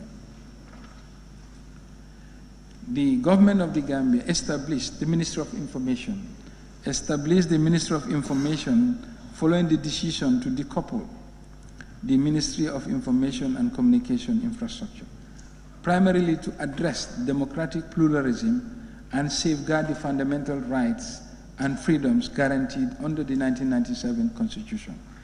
The ministry is working with partners and civil society organizations to revitalize and decentralize the rural communities, information centers across the country. This will promote social cohesion and equitable socio-economic development outcomes. The government, through a collaboration with the media and the civil society organization, has enacted the Access to Information Bill. The enactment and the presidential assent of the Access to Information Act 2021 symbolizes a complete departure from the history of adversarial media-government relation to an era that proactively seeks to anchor symbiotic collaboration, consultation, and inclusive governance. As a next step, the ministry is working towards developing an ATI implementation strategy framework. In addition to the current endeavors, the ministry is working on a plan to create a modern media press center to empower the actors in the information value chain and address press freedom and open governance initiatives. The Justice Ministry. The government, through the Ministry of Justice, invested in the transitional justice process, especially the Constitutional Review Commission and the Truth and Reconciliation and Reparation Commission. These two processes, together with local and international cases and arbitrations matters, were the main focus of the ministry. The TRRC completed its public hearing, submitted its report, and government released a white paper in May 2022. Currently, the ministry is at a stage of developing and implementing the recommendation of the TRRC white paper. The government of the Gambia is fully committed to the implementation of the white paper, and as such will establish the necessary structures for the prosecution of individuals adversely mentioned in the Jammeh-era crimes. This will include the creation of a special prosecutor's office and a special investigations unit, finalization of the treaty between the government of the Gambia and ECOWAS Commission with regards to the cooperation and establishment of internationalized court for the prosecution of human rights violations committed, establishment of Victims Reparation Commission for the payment of reparations emanating from the TRRC report, and an enactment of legislation and legislative review for the establishment of an internationalized court. To ensure transparency and accountability, the Office of the Curator is part of a pilot scheme of the IFMIS system. Plans are currently underway to put the necessary equipment in place to get the system up and running.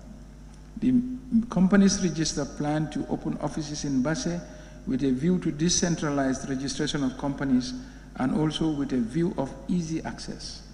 Efforts are also underway to upgrade the IT infrastructure to make the system more efficient. The office intends to embark on rigorous inspections to ensure compliance and increase revenue. The Office of the Ombudsman. One of the Ombudsman's priority areas under the NDP is decentralization. To that effect, the government's approval for a new Ombudsman's office in the Central River region is being implemented. Additionally, the Office of the Ombudsman has proposed the opening of a new office in the West Coast region, which will mark the completion of its presence in all regions. To strengthen its operations and actualize its broader mandate to the public, the Office of the Ombudsman has appointed investigators who will be posted to the various regional offices across the country. In 2023, The work of the office will continue to be largely characterized by routine activities in terms of investigation of complaints, visiting prisons and detention centers, as well as creating the needed awareness on the roles and functions of the office. Furthermore, the Office of the Ombudsman intends to deepen its work in the area of asset declaration, in line with the Section 223 of the Constitution as anti-corruption strategy to fight illicit enrichment in public office. Public service, administrative reforms, and policy ministry. In a bid to create a merit-based system for promotion, training, and development, and to strengthen effective service delivery within the civil service, the Ministry of Public Service, Administration and Reforms has implemented a robust performance management system and also an effective and efficient recruitment system, e-recruitment, within the civil service. Earlier this year, the ministry led new initiatives through the Common Country Assessment Facility to forge a new cooperation framework that will replace UNDAF as the modus operandi designed to chart the strategic direction and results expected from this cooperation. With the mandate of maintaining an up-to-date repository of sector policies and to improve the accessibility of government policies for easy reference through the UNDP Economic Management Project, an online policy database that compiles the summaries of all sector policies into a compendium of government policies was built. The ministry also actively tracked key process indicators such as medium-term or end-term evaluation of policy has been completed or whether an expired policy has been updated. The ministry, in collaboration with the Ministry of Finance and Economic Affairs, is coordinating the ongoing NDP SDG coordination mechanism project funded by UN Resident Coordinator's Office to interface all government data points to a dashboard. This will provide guidelines on how government can address coordination gaps and growing challenges, streamline coordination and reporting, and develop and adopt policies and systems that guide planners and decision makers on the level of progress on the NDP SDGP program. The ministry led the coordination of the MSDG 5th state in the National Forum to support Gambian diaspora participation in national development initiatives in partnership with other stakeholders. In addition, the ministry led the implementation program of the Governance and Leadership Project 2020 to 2022 that seeks to strengthen inclusive citizen engagement for more accountable governance in the Gambia. The ministry, with support from the Commonwealth Secretariat, is working on reinstitutionalizing a performance management system in the civil service that will hold the MDAs accountable for what they are mandated to execute on an annual basis. The rule will be for all MDAs to enter into some form of performance contracting with the Office of the President that sets clear guidelines as to how they would be evaluated. Ministry of Environment, Climate Change and Wildlife. The ministry is continuously working with local, regional and international partners in trying to keep our environment and natural resources intact, and has been leading the resource mobilization process for the betterment of our country. All these activities and strategies are geared towards the achievement of the goals of the NDP. The ministry has advanced in the preparation of the West African Coastal Area Resilient Investment Program to the tune of $46 million. This project is aimed to address coastal erosion, drainage systems, and building resilience in the communities of the country. The Ministry of Environment, through the Ecosystem-Based Adaptation Project, is at an advanced stage on the construction of 8 multi-purpose centers and a central processing facility at Brikamaba in CRR for the processing of forest and agroforestry natural resources products for value addition. The facilities, which will provide employment opportunities and increase income generation for livelihood support and to better preserve natural products, is set for operation before the end of the year. On the restoration of mangrove ecosystem, the project has planted 200 hectares of mangrove ecosystem to support the improvement of the marine ecosystem, which could be used for carbon trading in the near future.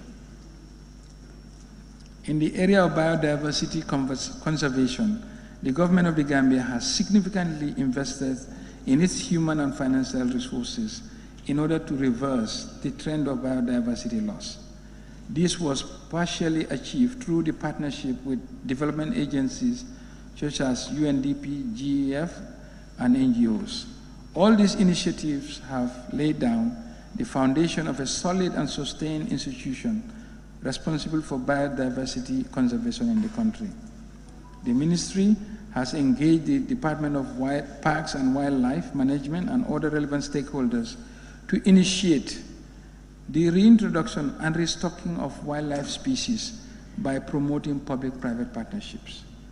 The ministry has finalized and validated guidelines for the private sector involvement in natural resource management and exploring bilateral relationships with other countries to facilitate the capture, transfer, and relocation of some extinct wildlife species into our various parks and reserves in the country. The Ministry of Lands and Regional Government. This ministry, through its various departments, has made significant achievements over the recent past. Some of the achievements include capacity building and strengthening of the decentralized structures, improvement in city planning and management, and a move towards digitalization. The program for capacity building and strengthening of the decentralized structures aims to further strengthen the institutional capabilities of the decentralized structures, particularly village and ward development communities, local councils, and community-based organizations in all the regions. This will address strategic pillars 1 and 4 of the NDP 2018 to 2021. With regard to Banjul, the ministry has embarked on the following initiative. 1, the development of a land use plan to improve the management of the use of land for residential versus commercial purpose.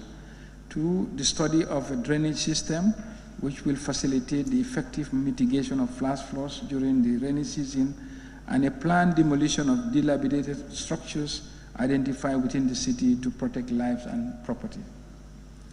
On the digitalization, the ministry has also commenced the process of digitizing maps in order to enhance the efficiency and effectiveness of land management.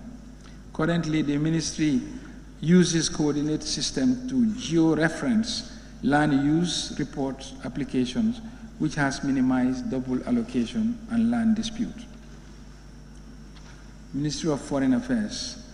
The government of the Gambia, under the leadership of His Excellency the President of the Republic, would continue to undertake initiatives to bring about international actions through proactive diplomacy that advance national interests of the country and her citizens, including those in the diaspora, as well as to make a contribution to building a world community in which there is enduring peace and security, expanding freedom, and lasting prosperity. The government's engagement with multilateral and bilateral partners over the years yielded fruits for the country. This can easily be seen in the recent impactful engagement and conclusions with bilateral and multilateral partners, including the United Nations Peace Building Commission and other UN agencies, AU, ECOWAS, OIC, IMF, World Bank, African Development Bank, Islamic Development Badia, Saudi Fund for Development, amongst others. As a country, our strategic interests in terms of geopolitics, economic, cultural, and composition of our diaspora and wider global engagement have changed over the years. Hence, the infrastructure needed to serve the new paradigm shift also needs to change, both in terms of structures and resources. In the light of this, the government's plan to build a highly responsive, effective, efficient, professional, and career-driven foreign service that would be better suited for the purpose. To achieve this, ongoing reforms will be expedited, and initiatives and other reforms will be undertaken geared towards institutional strengthening with emphasis on capacity building and improved service conditions for the foreign service officers. Policy documents such as the Foreign Service Bill will be finalized and submitted to this August National Assembly in 2023. It is of national interest for the government to own the properties it occupies in strategically located foreign embassies, missions. This is of utmost importance, especially in countries of long-term interest. This is intended to bring about cost savings in the long term, and the Ministry of Finance and Economic Affairs will work closely with the Ministry of Foreign Affairs to implement this next year. Data and statistics. The Gambia Social Registry is a consolidated database containing key information about current and potential beneficiaries of the social protection programs. The exercise has so far been completed in 36 districts.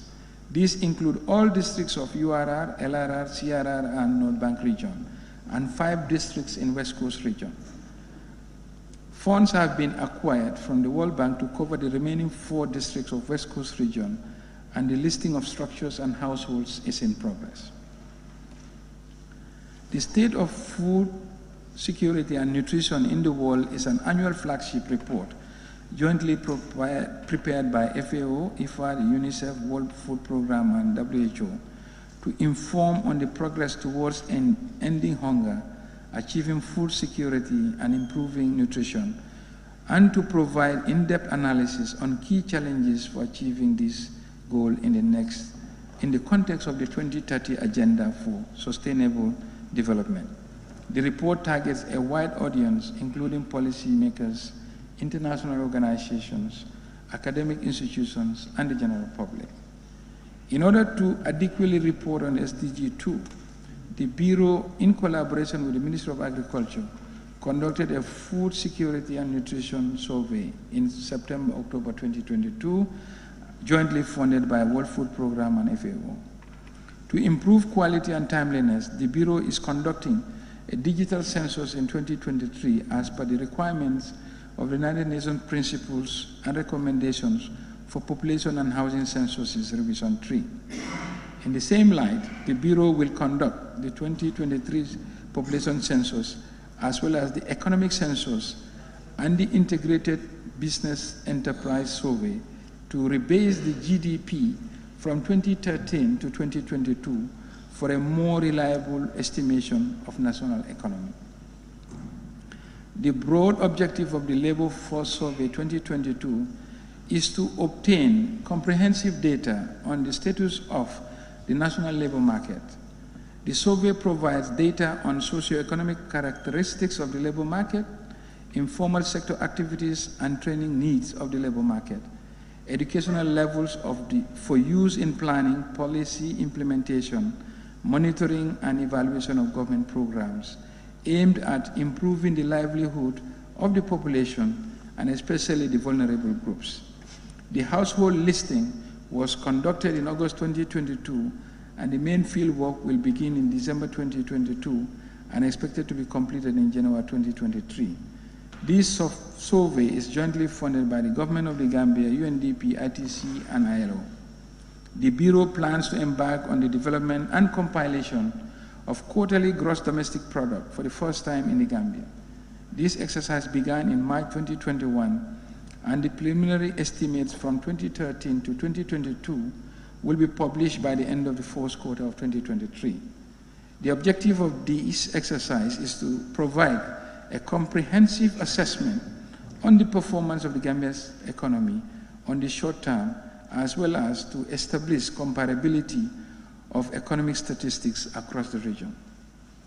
In 2023, The Bureau plans to rebase the Consumer Price Index from January 2019 to January 2022 using the 2019-2020 Integrated Household Survey data and disseminate the key findings of the 2020 to 2021 Integrated Household Survey.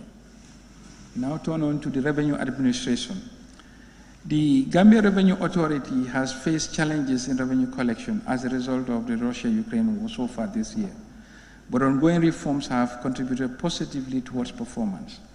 Some of the notable reforms carried out this year include the rollout of the enhanced version of the GAM TaxNet in all tax offices across the country, increased efficiency of the withholding tax regime, data matching of third-party information, increased tax audit coverage and yield, improved tax areas collection and management, increased enforcement exercises, and improved taxpayer services and education programs, among other interventions. Additionally, the authority launched the Ascuda World System, an online platform, at all the major border posts as part of efforts to modernize and digitalize the revenue collection. The Ascuda World offers a web-based platform for importers, exporters, or other agents or their agents to log into the system from the comfort of their homes or offices, make declarations, assess themselves, and make payments at any commercial bank without the need to visit any GRA office. For easy understanding of the system, the authority has drafted the tax agent regulations and Ascuda World regulations. Recent reports indicated that the Ascuda World has greatly improved the collection efforts. In other areas of the digitalization, work is ongoing in the implementation of an integrated tax administration system for the administration of domestic tax, migration from EPICO 9 to 10 in line with the government's public finance management reform agenda, as part of efforts to integrate risk management in all GRA operations and activities. The authority procured a new enterprise risk management system and software. Review of the implementation of the revised 2022 budget. The outturn of the expenditure and net lending is projected to reach 30.7 billion against the revised budget of 31.1. In comparative terms, the end year projection is estimated at 412 million below the revised budget. This is mostly as a result of lower performance of the domestic revenue collections. On the debt service, the end of the year projection of 3.4 billion will overshoot the revised budget by 442 million. This is mostly relating to the increase in both the domestic and external debt service due to the appreciation of the United States dollar and the increasing cost of domestic debt. Personnel cost at the end of 2022 is estimated to record 386 million below the revised budget of 5.7 billion compared to a projected yearly outturn of 5.3 billion. Honorable Speaker, we now focus on the medium-term growth outlook. Recovery and growth prospects over the medium term will be subdued as conditions remain precarious as a result of the conflict. With the economies across the world being negatively impacted by the Russia-Ukraine conflict and the global growth projections are being revised downwards, the medium term promises to be challenging. Although the West grapples with the effect of conflict on their real incomes, tourist arrivals for 2022 to 2023 tourist season has improved, signaling positive moves towards recovery in the service sector. Performance in the industry sector is expected to decline slightly as most of the subsectors are directly or indirectly affected by the supply chain disruptions associated with the manufacturing and construction of inputs, which are usually imported from war zones. Due to the uncertainty in the prospect for the industry and trade, the economy will rely heavily on other productive sectors to perform as projected in the medium term. The risk of a poor rainy season in the medium term could also exacerbate volatility hence recovery efforts must be premised on a strong commitment to a medium-term policy reform to ensure resilience. The agricultural sector is expected to continue on a steady path to recovery after the downturn in 2021, with the growth rate projected to increase to 6.5% in 2023 and averaging 5.3% by 2022. This projection is largely on the back of two factors. First is the improved investment efficiency in the agricultural projects, coupled with increased private sector participation in rice and vegetable farming, and second, the increase in fish production, which by 2022 represent more than 50% of total agricultural production. The increased use of Gambia Strategic Review Board for project screening and selection will further strengthen efficiency in agricultural projects, which in the past suffered from gross inefficiency in public investment management. Fish output is also expected to perform well over the medium term. While the industry continues to be the main growth driver, its path to recovery from the pandemic has suffered yet another setback from the conflict, coupled with some major projects under construction coming to an end in 2022. As a result, the growth is expected to hit 6.7 in 2023 and remain on an average rate of 6.5 until 2026. With the OIC nearing, the construction of roads and other infrastructure for the conference should be completed in 2023, signaling an expected slowdown in investment in public construction thereafter. Similarly, private construction also faces the risk of a slowdown, as we have already started experiencing a decrease in the flow of private remittances as cost of living in the West increases. Although the slowdown in construction will reduce sand mining, the mining and quarrying subsector is expected to remain on a decent path in the medium term due to the increase in export of heavy mineral concentrates. The service sector is expected to register a subdued recovery over the medium term from the effects of the pandemic and the war. Growth is projected at 3.8% in 2023, ramping to 5.9% in 2026, with hotels and restaurants and wholesale and retail trade being the main drivers of recovery. Tourism is expected to recover from COVID-19 disruption by 2026, when the arrivals of tourists will match the arrivals of the 2019 pre-COVID numbers. On the fiscal front, the domestic revenue collection is projected to increase from 15.9 billion in 2022 to 16.9 billion in 2023. This positive growth trend is expected to remain consistent over the medium term, reaching an average of 13% in nominal terms from 2023 to 2026. This reflects robust revenue mobilization efforts and the implementation of the GRA reform agenda geared towards improving compliance and expanding the tax base. Through support from the World Bank, the Ministry of Finance and Economic Affairs, in collaboration with GRA, has been working closely with a consultancy firm to carry out tax expenditure assessment, which will lay the foundations for a comprehensive tax expenditure policy. This process has been completed, and the staff of the ministry, GRA, and other key stakeholders have been trained on the tools used in tax expenditure analysis. As part of the reforms, the ministry has established a Revenue and Tax Policy Directorate to handle all tax-related issues going forward. And this is all geared towards increasing the domestic resources over the medium term. Total grants are anticipated to increase from 10.7 billion in 2022 to 14.6 billion in 2023. It is expected that the total grants will increase along the projection period. The budget support grants will reach 2.9 billion by 2026 from 2.7 billion expected in 2023. On project grants, this will move from 11.8 billion in 2023 to 14.2 billion by 2026.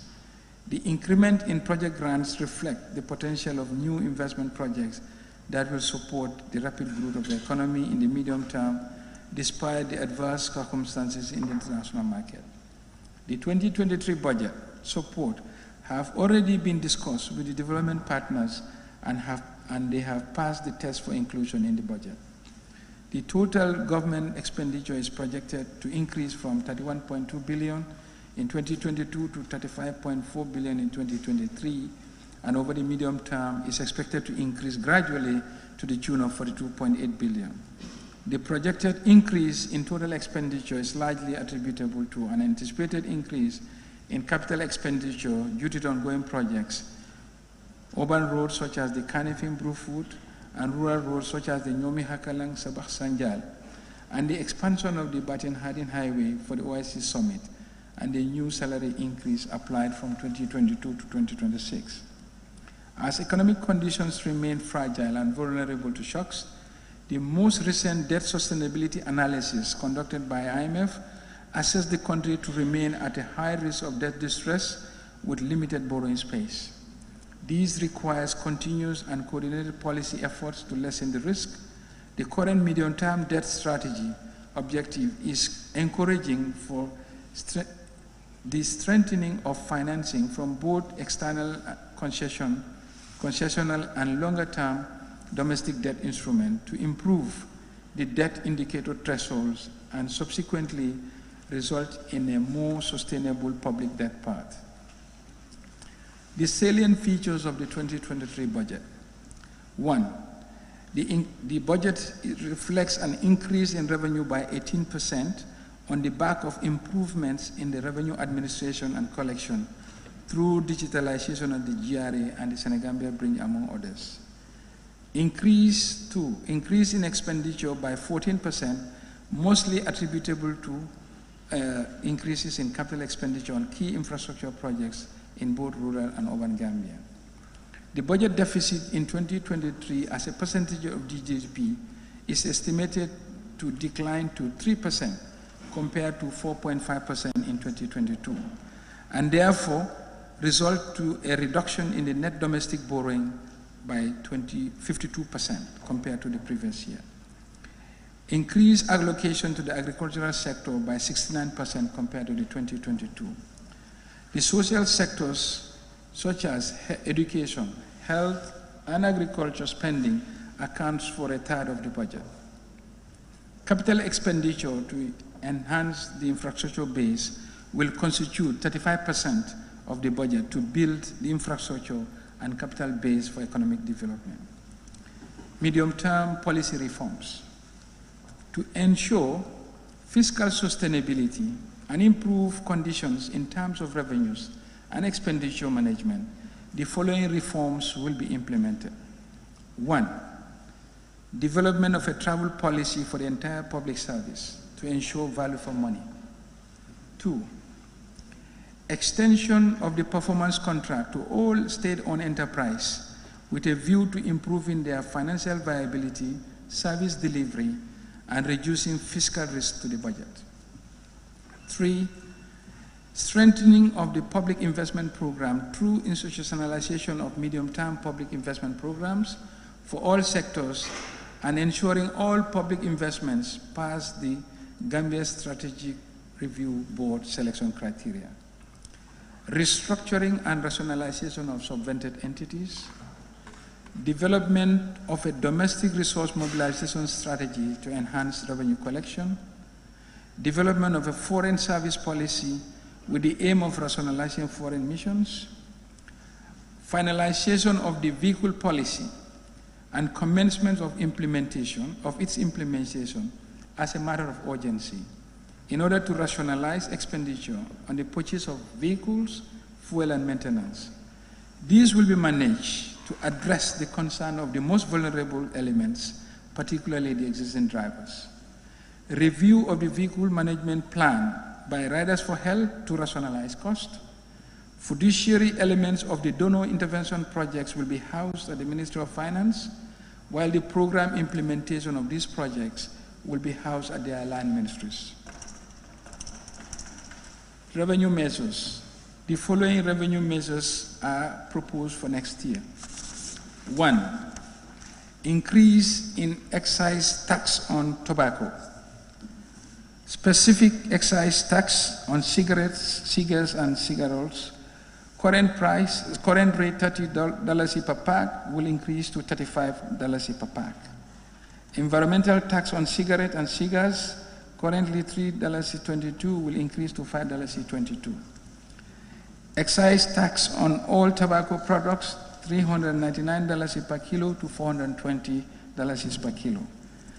Environmental tax on all tax products, $185 currently, will increase to $200 per kilo in 2023. Revision of the immigration fees of non-Gambians in line with regional benchmarks.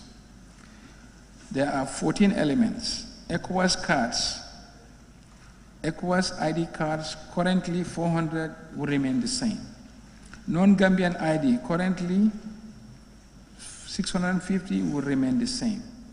Permit A for ECOWAS, currently is 1,850, will increase to 3,000. Permit A, non-ECOWAS, currently 1,850, will increase to 3,000. Permit B, ECOWAS, currently 1,850, will increase to 2,500. Permit B, non-ECOWAS, currently 3,100, will increase to 5,000. 7, alien card, currently 1,500, will increase to 2,500. Entry visa, currently 3,000, will increase to 7,000. Entry clearance, currently 3,000, will increase to 7,000. Machine readable passport, currently 1,000, will increase to 3,000. Biometric passport, currently 500, will remain the same. Extension, currently 1,000, will remain the same.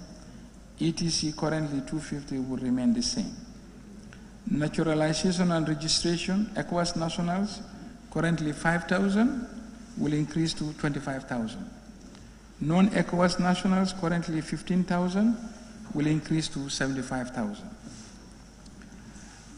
Introduction of an ad valorem tax of 5% on used car tires. Revision of duty on waivers on duty revision of duty waiver application fees. Returning diplomats, currently 2,500, will increase to 5,000. Diplomatic missions, embassies, currently 2,000, will increase to 10,000. Donor-funded projects, currently 5,000, will increase to 15,000. Introduction of 5% environmental tax on second-hand goods, materials which do not currently attract environmental tax. Security levy of 6% on all insurance premiums. Monies will be collected by the insurance companies. Introduction of a deduction of rental income tax at source for all commercial rental properties.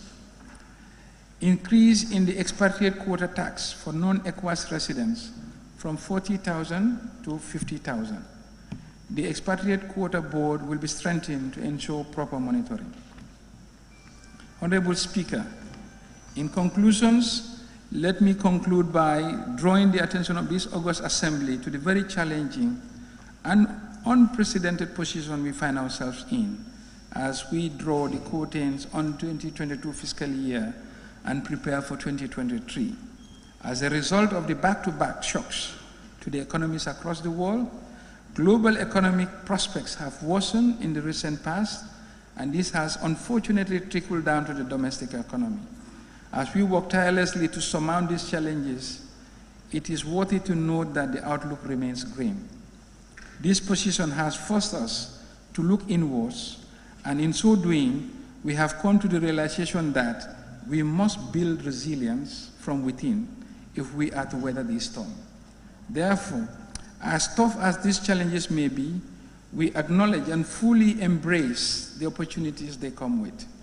It is therefore a time for a serious commitment to reforms in critical areas to reinforce macroeconomic sustainability in the medium term in order to increase revenue and ensure value for money in expenditures. This includes innovation in all sectors of the economy, especially by leveraging technology to digitalize and transform our economy, in strong partnership with the private sector. We believe in local solutions to local problems, and these unprecedented times have made this crystal clear. The baseline economic scenario presented here describes a fragile path for public finance in the short and medium term, where serious reforms must be made to achieve sustainable economic growth, reduce vulnerability to external shocks, and ensure budget support grants in the medium term. From the government side, a strong commitment to fiscal discipline across all MDAs is crucial to reducing expenditures and a committing to constraints in the near term.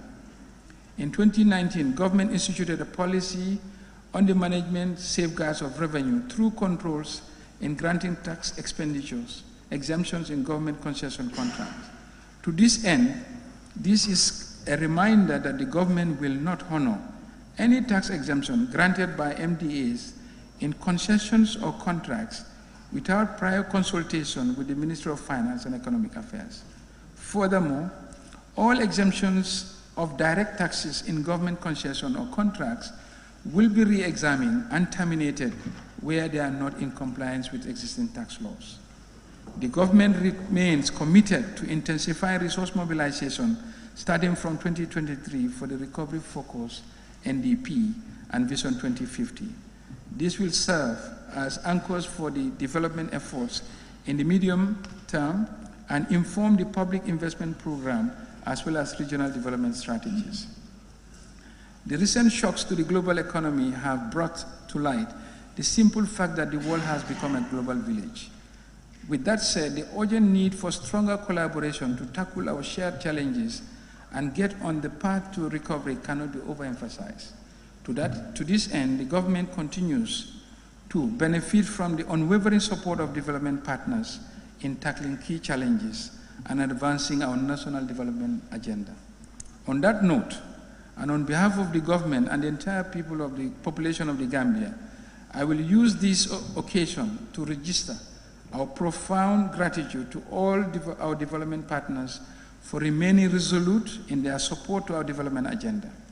It is with deep appreciation that I mention the World Bank Group, the International Monetary Fund, the European Union, UN agencies, the GIZ, International Trade Center, Enabel, the African Development Bank, African Union, Islamic Development Bank Group, the OPEC Fund for International Development, and the International Fund for Agricultural Development, the Commonwealth, and the Arab Bank for Economic Development, ECOWAS, Red Cross, MRC Holland Foundation, Kingdom of Saudi Arabia, and the Saudi Fund for Economic Development, Kingdom of Morocco, Turkey, the State of Kuwait, and the Kuwaiti Fund, Russia, the People's Republic of China, Japan, South Korea, the Republic of France, the United Kingdom, and the United States, among others.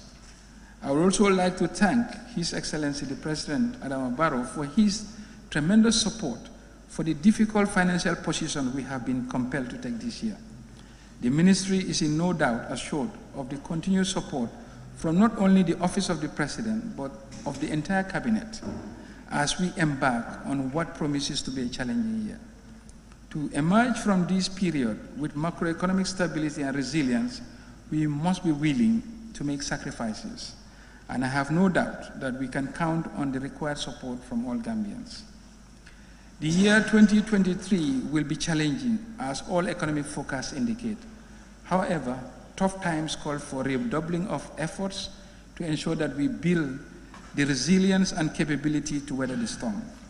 The implementation of the 2023 budget will require all and sundry to observe stringent fiscal rules, mobilize domestic resources to deliver the development aspiration of the Gambian country. On that note, Honorable Speaker, I beg to move. Thank you.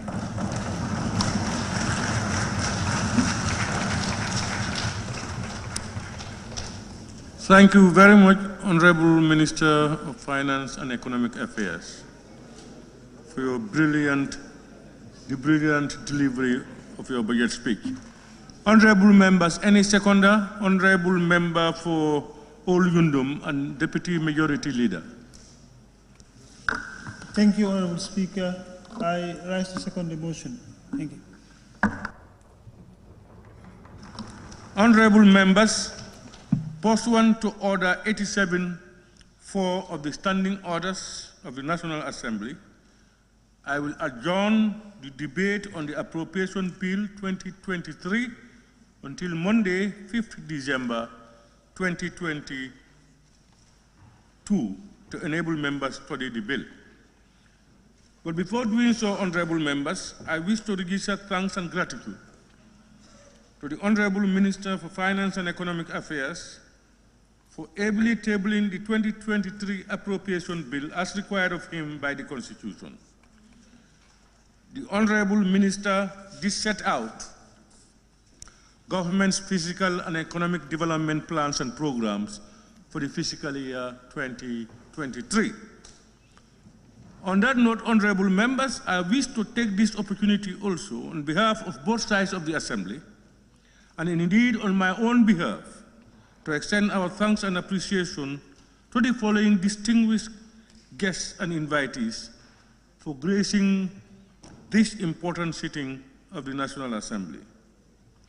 Honorable Cabinet Ministers, honorable members of the Diplomatic and Consular Corps, permanent secretaries and heads of institutions, staff of the Ministry of Finance and Economic Affairs, senior government officials, service chiefs, religious leaders, members of the press, and all other invited guests and the general public. On that note, honorable members, I now put the question. Be it resolved that this August Assembly do stand adjourned until Monday, 5th December 2022 at 10 a.m. Those in favor, please say aye. Not in favor, please say no. The ayes have it. This Assembly now stands adjourned until Monday, 5th December 2022 at 10 a.m. prompt for the debate and consideration of the Appropriation Bill 2023. Thank you.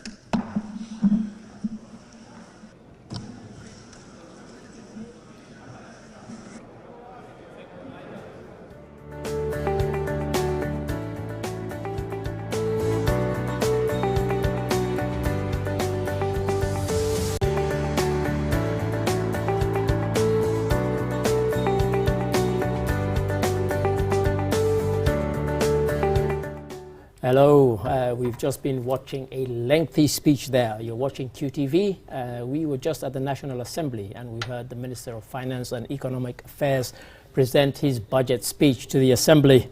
Now the National Assembly have 14 days according to the Constitution to consider it. We have slightly shorter time to consider it, and there was quite a lot to consider. I've just calculated that I've wrote 25 pages of notes. So you'll have to bear with us as we try and decipher. But I have two very, very good guests here who can exactly help us to do that. To my immediate left, I have Dr. Keba Jame, who is at UTG teaching economics, and somebody who is more than well placed to actually decipher some of it. And to my immediate right, I have somebody whose CV is as long or longer than my arm, and that's Mr. Lamin Mane. He's studied at Harvard. He's also been in the UN system, and of course he's worked in government as well. And so, gentlemen, as I said there at the intro, very, very lengthy speech, essentially a kind of report card for the economy and for the ministries. Some of the things were not unexpected. We expected the Ukraine war to come up quite a lot, and we expected resource mobilization to come up quite a lot. We say, you know, we're a tax-based economy. So if I can go to you first, Dr. Keba Jame, a few takeaways from that speech. As I said, quite a lot to delve into, but what were your immediate takeaways from that? Thank you very much. I think it has really been a very lengthy speech, and we have so much things to say today. Yeah, but the Honorable Minister started by giving an overview of how the global economy is working and its impact on the Gambian economy. Sure. You know, from the Ukraine war, COVID-19, to the inflation and pressure in Europe, and its impact on the Gambia. Sure. So he did highlight that the government reacted through two main streams. You have fiscal policy through the Ministry of Finance, and then the central bank through monetary policies. Sure. So given these two approaches, there is a little bit contradiction, but I don't know how long it will be sustainable, because on the fiscal side, Sure. they are conducting an expansionary fiscal policy. Yeah, sure. On the monetary side, they are conducting a contractionary monetary policy. Yes. So how sustainable Quite. these dynamics will be? Yes, yes. That is something that we will discuss most likely. Certainly. Yeah, and then the minister also did discuss how the Gambia can also respond, because most of this inflationary pressure is because Gambia, we import almost everything. Sure. And then we export little. Sure. So he did explain that the agricultural sector will be one of the main priority areas for the So government. before we delve too deeply, our colleague Eso Nyasi is actually at the National Assembly, and I believe we have him on the line and we can go to him. Eso Nyasi, are you there and can you hear me?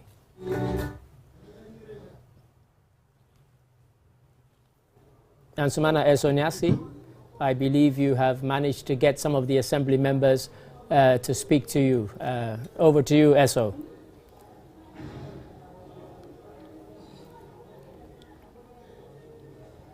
I'm not sure whether... Okay. I'm not sure whether Eso can hear me, but if I can come back to you.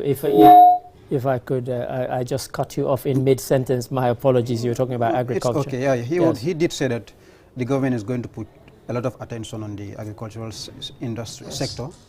Yes. I gather we can hear Eso. Eso, apologies for that, but this always happens with technology. Over to you, and over to you at the National Assembly.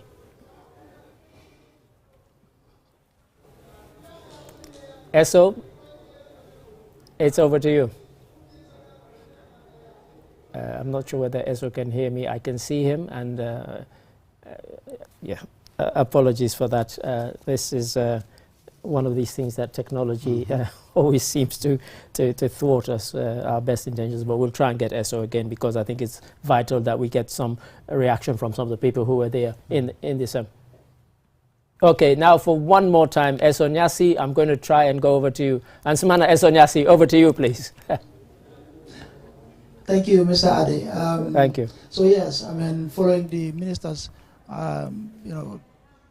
budget speech for the year 2023, I have here with me Honorable Swaibu, for Woodley East, who is of course a friend of the media. We're always happy to talk to you. But Honorable, what do you make of the minister's budget speech? Yes, I think I've listened to the minister's speech, but I have to also read the speech for me to digest certain information that is there. Yeah. But by and large, what I've heard so far, I believe that the minister is thinking of a direction so that the country can have a lift-off. Because from COVID-19, the damage that it has caused, the impact that it has caused on the country is a very negative impact, which has brought down the economy. And now, before we recover from that, we are also knocked by what we call the Ukraine-Russia war, which does not affect only that region, but it affects the whole world because of the petroleum that is produced in those areas. And then the impact of the sanctions that were done to Russia, which has also affected other parts of Europe that are also helping other developing countries. I think these are all crises which we must accept. But at the same time, we should not forget that we also have a responsibility to develop our economy independently in such a way that even if those crises do come, they will have a limited impact on us, rather than we dependent completely on external donation, which, if it is affected, it has greater impact on us than it should have. In his conclusion, he did say that all economic forecasts indicate that next year we're going to face the same, if not even more, economic challenges. What do you make of that? Yeah, because I believe that the Ukraine war, nobody knows the end of that yet. And since we don't know the end of the Ukraine war, we cannot predict what is going to happen in 2026. So we can only analyze and say, if the Ukraine war is over, and is over in an amicable settlement, which will sort of not disrupt all these international trade, etc., we can say, well, the economies will take a new footing. And we also know that in China, which is a bigger player in world economics, is also grappling with COVID-19 up to now. And it has done a lot of destruction in China, disturbed a lot of their trade, etc., which has also compounded some of the problems that we have. But as I said, the economy that I have, I would not say what he is saying is not true, because what he is saying is that we are likely to be impacted by those problems. Because we have still not, from the budget, I've not seen anything there that shows me that we've taken a new direction to be able to build our economy in an interdependent way, to the extent that we will not suffer as much in terms of food. As you can see right now, what we are importing, just rice alone, is costing us about $5 billion. So if I were the government, if I were the head of this state, I would say, let's begin now, from now, and invest $1 billion into agriculture, different from all the donor support. Let's put our own, internal funds, $1 billion into agriculture. So if we do that, we are going to, import. We can expect that we are going to import less, import less food, amounting to $1 billion. In the next year, $2 billion. In another year, $3 billion. In 5 years, you have almost finished importation of rice. But that is not what I have seen. What I have seen is the same trend of dependency, looking for donor support, extending embassies to be able to, maximize donor support, etc., etc. So that's what I have seen. I've not seen a new trajectory really that will tell me. Only new trajectory he's talking about is how do we increase taxes. And anywhere you continue to increase taxes, what you are doing is that you are increasing the poverty of the ordinary person. Because those taxes, once they are increased, they are going to fall back to the ordinary people. So that's the trend I have seen. So I would say what he's saying is true. We should expect more hardship in 2023. Thank you very much, Honorable. We appreciate your time. Honorable Swaibu Ture, they are talking to us. He's the NAM for Woolly East. So, he's sharing his thoughts with us, Mr. Ade, regarding the minister's... So I wonder if you can hear me. Budget speech. I wonder if you can hear me. Hear you. Could you just introduce that gentleman? I think we missed the beginning. We didn't hear who that gentleman was that you were just speaking to. Yes, so like I was saying, we were speaking to Honorable Swaibu Ture, who is the member for Woolly East. He was sharing his thoughts with us regarding the minister's budget speech, and also on the need for a new direction. Again, regarding the minister's budget speech, I think the main highlight is, the fact that he is saying all economic forecasts indicate that next year, we are likely to face even more economic challenges, which, according to the Honorable Member for Woolly is quite worrying. And I believe majority of the people in this chamber, who are in this chamber as well, listening to that would equally be worried. But again, I think it shows that we need a new direction. I'm sure as the days, as the day progress, in fact, in the next few days, people will continue to talk about this budget speech, and of course, at our level as well, we would delve deep into this speech and try to break down some of these things. But again, it's been a marathon speech highlighting government's economic plan rather, and as well as the expenditure, the revenue plans for next year. Okay, thank you for that, Eso. Thank you very much for that. And before I come to my next guest, Mr. Lamin Mane, I just wanted to pick up on something there very, very quickly. Actually, when Eso was speaking to the member there for Woolly East, I think he said, it's almost as if he'd read my notes, because my notes here saying, what about resilience so we don't suffer the same shocks? And he kind of hinted at that, although the minister did mention several times about better resource mobilization. So, Mr. Lamin Mane, if I could come to you, what were your immediate takeaways from that speech? Thank you very much, Mr. Rame, for having me. It's indeed a privilege to be here, to listen to the budget speech for 2023 and to proffer our comments and our views. Sure. Obviously, I would start on a sympathetic note it's very clear to everybody that the job of a Minister of Finance is a very arduous one. Particularly in this. And that is one of the events that underscore that is the reading of the budget. It's marathon, it's a marathon speech, as everybody has said. And I think on that note, the Minister of Finance and Economic Affairs has conducted himself very well. He has done a very good delivery. You know, and I didn't even see any sweats on his forehead. Until after. Now, my views, general views as follows. They don't differ very much from what the Honorable Member of Parliament has stated, and also Doctor and yourself. The Minister actually concluded very well on the broad thrust of the budget statement, and he talked to the very difficult external environment, which is affecting all the countries in the world. He's talked about the lingering effects of the pandemic, the COVID pandemic, where here we are very happy that at least we've gone over the worst, the worst period. He talked about the need for resilience, and he spelled out a number of measures which are aimed at attaining that. I don't know whether at this point I need to go into all the details, but in broad terms, what I would like to underscore is that the difficult external environments, we call them exogenous factors, they will always continue in this world in one form or the other. We pray all the time that we will have more of the benign developments than the adverse ones. So that puts a premium on building resilience by every country and every society. You can never rest on your laurels.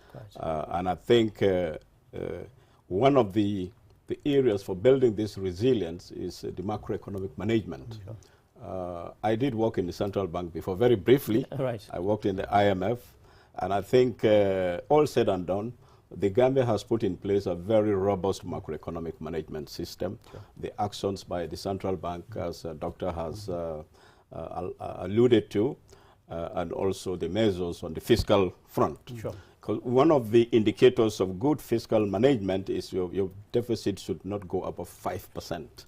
Of course, when you look under the under the bonnet, you might point to a few problems. And the projected fiscal deficit is now 3%, up from 4% from last year. I think that is laudable.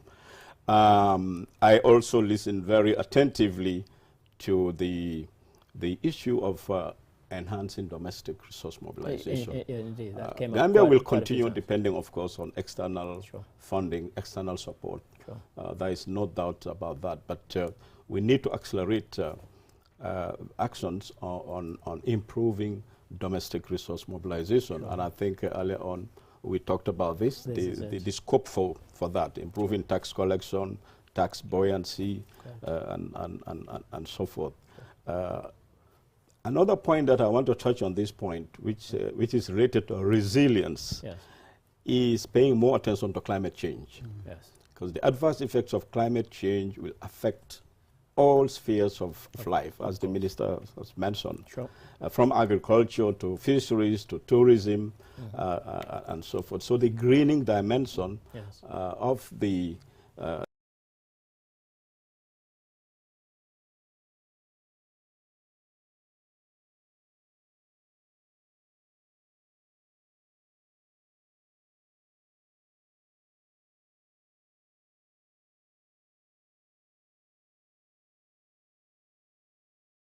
very important for resilience, and then the private sector. But I want to end on one note. Transformation of the structures of the economy should be very much at the heart of resilience building. Because when you transform your economic structure, you reduce the vulnerability of the economy to these adverse changes. So I would have loved to hear more about that. Yes, there has been a list of measures in agricultural, improving agricultural productivity, diversifying tourism, touching on manufacturing, but we need more concrete actions in these areas. And then, of course, the issues of trade and employment creation.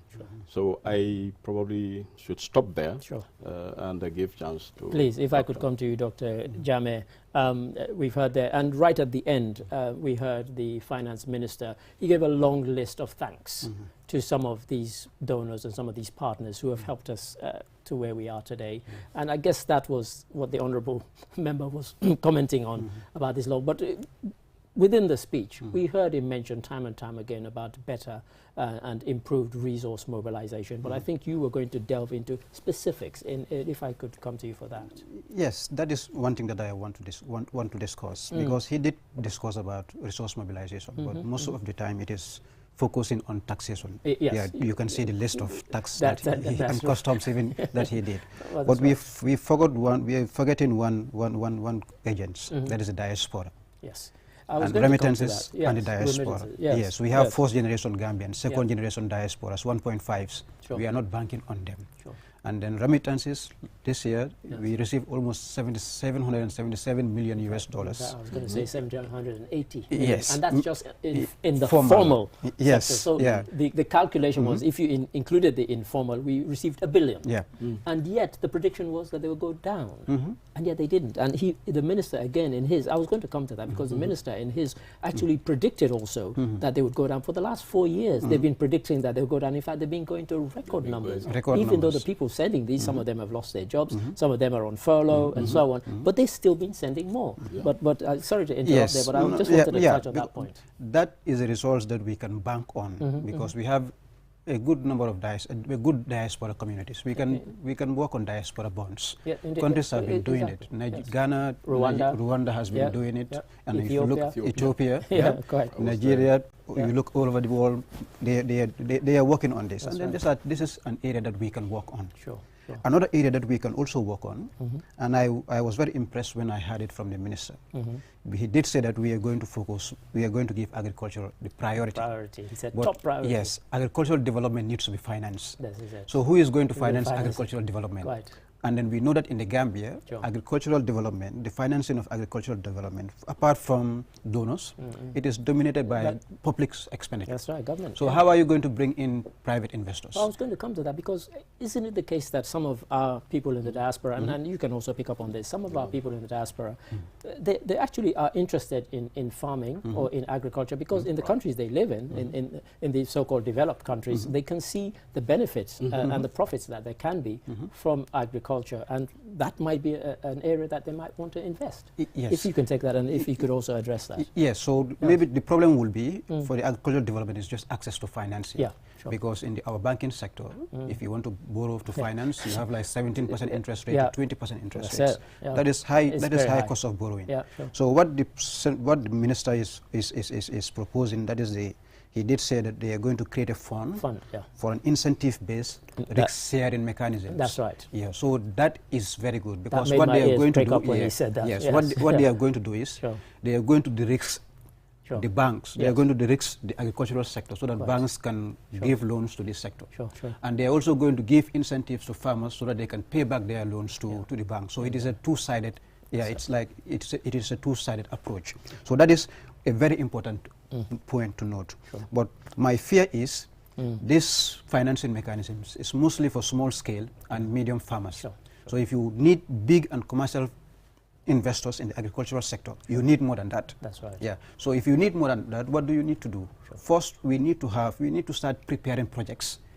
Prepare projects, develop them, make them bankable, and then approach big investors who can invest in these sectors. So there is a lot of things that we can do. There are so many innovative financing instruments. If we just cross the border to Senegal, they are doing that.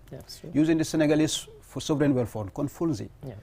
if you go to Senegal, the airport that they are using, it's private sector funded. That's right. Yeah, so most of these things, you don't need government funding to finance all the projects that you need. If we are going to rely only on the government financing, we will not be where we are maybe in the next 50 years. So Mr. Mann, if I could come to you for that specific point, we talked about agriculture and we talked about the de-risking to try and invite investors into the sector, and it is very much needed. I mean, what's your take on that? I think I would still go back, allow me to go back to the issue of remittances. Sure, sure.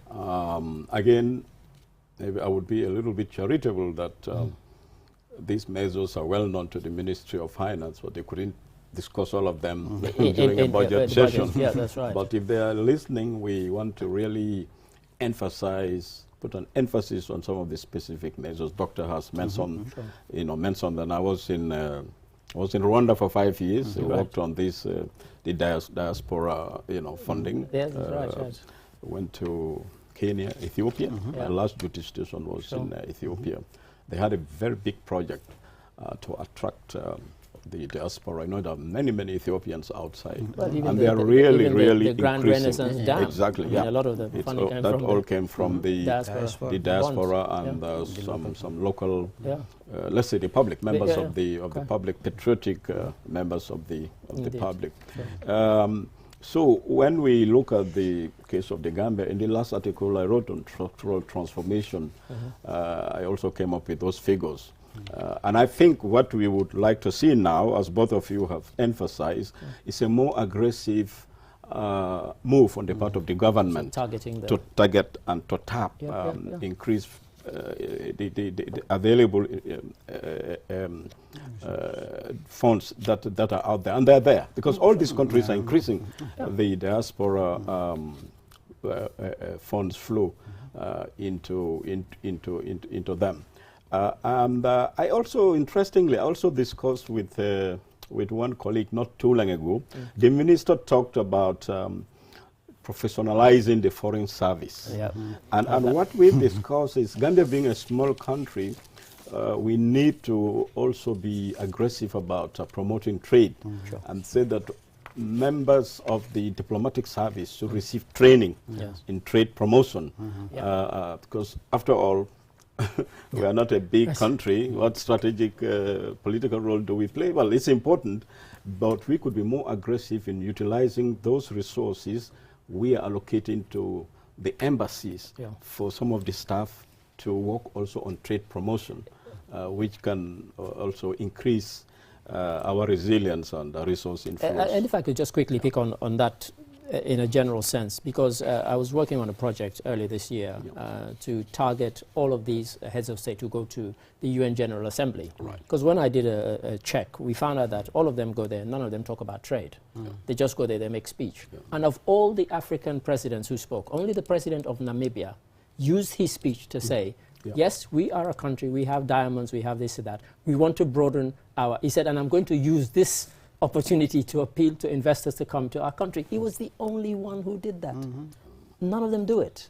And you're right. And so, we need to tap into what's out there, particularly our own diaspora. In Rwanda, they used the Rwanda diaspora bond to now build public sector housing. It's completely funded. The first 10 million was raised from their diaspora to build houses for public servants.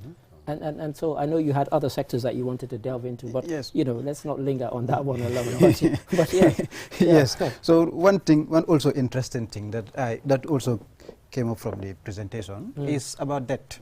Yes. Yeah, it's I am very passionate. I saw you. Yes, I am very passionate about that because. First, that is not bad. It depends on what you use the debt for. Exactly. Yes, and then how you manage it. Yeah, and if you look at our expenditures, it is mostly recurrent. What this is it? Yes, it is mostly recurrent expenditure. That's right. Yes, and allowances. But recently we have been seeing things like investing in the infrastructure. Yeah, it has been gaining momentum in the past 2-3 years. Sure. But one thing that the minister highlighted was the fact that the IMF study. The latest IMF study did mention that Gambia is at a very high risk of distress. Yes. And then we have a very limited borrowing space. Yeah, quite. Yeah. But what are we doing? Over the years, expenditure has been increasing. Sure. And revenue last year has declined, but they are projecting that revenue next year will increase. Will increase. Yeah? Yes. So given that revenue has declined and expenditure increases, so what we are faced with is the fact that we are going to borrow more. We are going to borrow more because we have already seen the fiscal deficit. So since we are borrowing more, and then there is this depreciation of the Gambian dalasi, which makes even debt financing, debt servicing high because of that loss. Yes. It means that we are going to suffer, we are going to bleed with this, and then there needs to be government intervention in the foreign exchange market. Indeed, which they've kind of kept away from. They've really kept away from. But how do you see that intervention, and how will it be? Because they've sort of stood back and just allowed it. I mean, if you go along just Kairaba Avenue alone, I think there are 12 foreign exchange transfer bureaus just on this street. So government has always kind of kept a distance, and they've not gotten involved. How can they get involved now? You know, the forex market is running mad. People are hoarding their currencies, expecting that it will depreciate further. This is it. That is what is going. Sure. But government can intervene, but it should not be long-lived. Sure. And then the best solution for it is import substitution. Sure. That is the long-term solution, because the only reason why the dollar is depreciating over the years is because we import almost everything and we export nothing, almost. So what happens is there is always that pressure on the dollar, and then the dollar will continue appreciating in the medium term, and then this is something that the minister did highlight. Sure. So yes, I mean, as I said, at certain points I saw your eyes light up. I saw you writing furiously. So just if I could come to you for some of the other things that actually made you, particularly keen, because I think all of us, as I said, 20 or I stopped counting when it got to about 25 pages.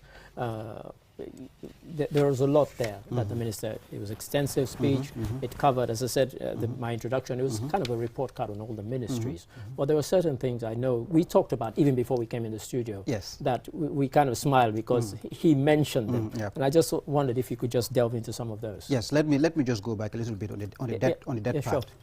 Because if you look at the debt stock, our debt stock increases by 19% between 2020 and 2021. Sure. And then it increases by almost 28% currently. So this is telling us that we will keep borrowing, and then once we increase borrowing, it is going to put pressure on our fiscal position, because we will have less to spend in the educational sector, less to spend on the health sector, less to spend on things that will move the country forward. Because we are just going to service debt.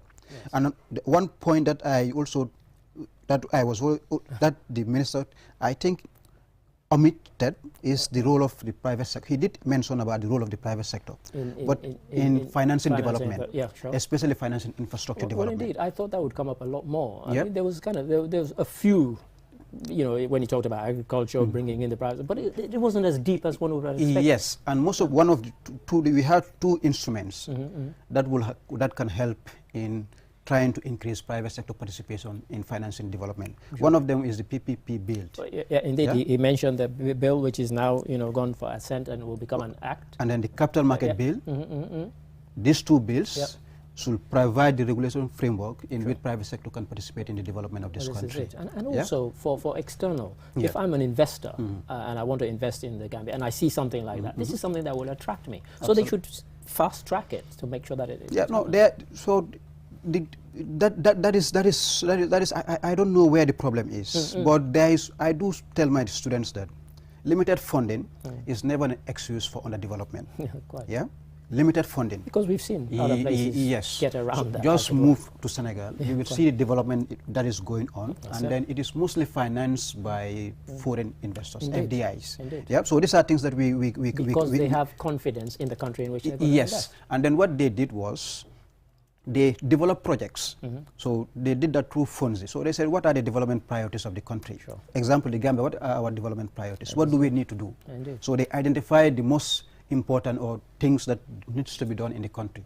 Then what they did was they started creating projects and then trying to package the projects in ways that will make it bankable, in way that will make it attractive to an investor to invest in. Sure. So once they did that, then they move all over the world using the embassies, yes. using their networks all over the world, and then bring in investors to invest in this sector. So let me put you in a position, slightly difficult position, possibly. The members in the National Assembly, they have 14 days in which to consider. If you were speaking directly to them, we all in here, when we were watching, there were things we identified that we would have liked to have seen, liked to have heard.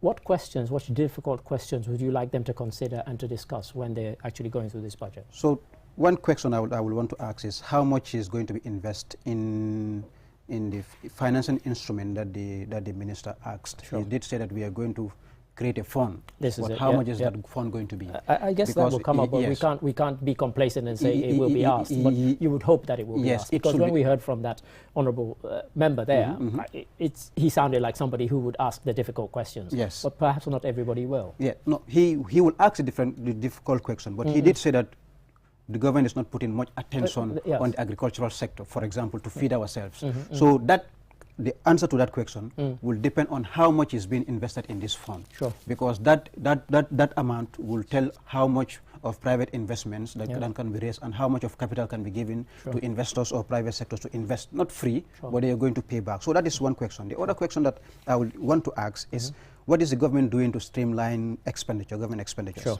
especially when it comes to foreign affairs, foreign ministers. But even the civil service here, a lot of people think it's bloated and it's over. But there's a kind of they're scared about reducing it, because if you get rid of a lot of people, where do you put them? Where do they go? I will not even argue it is bloated, because depending on the sectors that you are speaking with, the minister did say that the Ministry of Basic Education has the largest budget share. But it's kind of recurrent. Yeah, largest budget share. Yeah. But it has the largest budget share because you have a lot of teachers in this sector. So that is why you have a lot of recurrent expenditure. But it is mostly recurrent expenditure, not for capital development. Not for capital, exactly. Yeah, so that is taking a lot of our Because when it comes to capital, you have the likes of MRC Holland coming and building schools. The government are not building the schools. Yes. But a lot of it is staff. And if you look at the numbers, the development budget for the Ministry of Basic Education is like 1/4 of the development budget for the Office of the President, for example. Right. So this is something that sends a big information. Sure. Apart from that, you can see the health sector. Sure. It has a very large recurrent expenditure. Indeed. Yeah, because we have. But if you look at foreign affairs, you look at, let's say, Europe alone, we have an embassy in Paris. Yes. Yeah, we have an embassy in London. Yeah. We have another one in Geneva. Yeah. We have another one in Belgium. That's right. Yeah, so you need one effective embassy that can work on this, because the transport network is very good. You want one that can be for the whole European Union, really. Yes, and then if you have a very proactive team, that can be done. So if I could come to Mr. Mane here, we don't have much time. I wish we had more. But, I mean, I've thrown the question to Dr. Jammeh here, and I've said, we heard the speech, it was deep.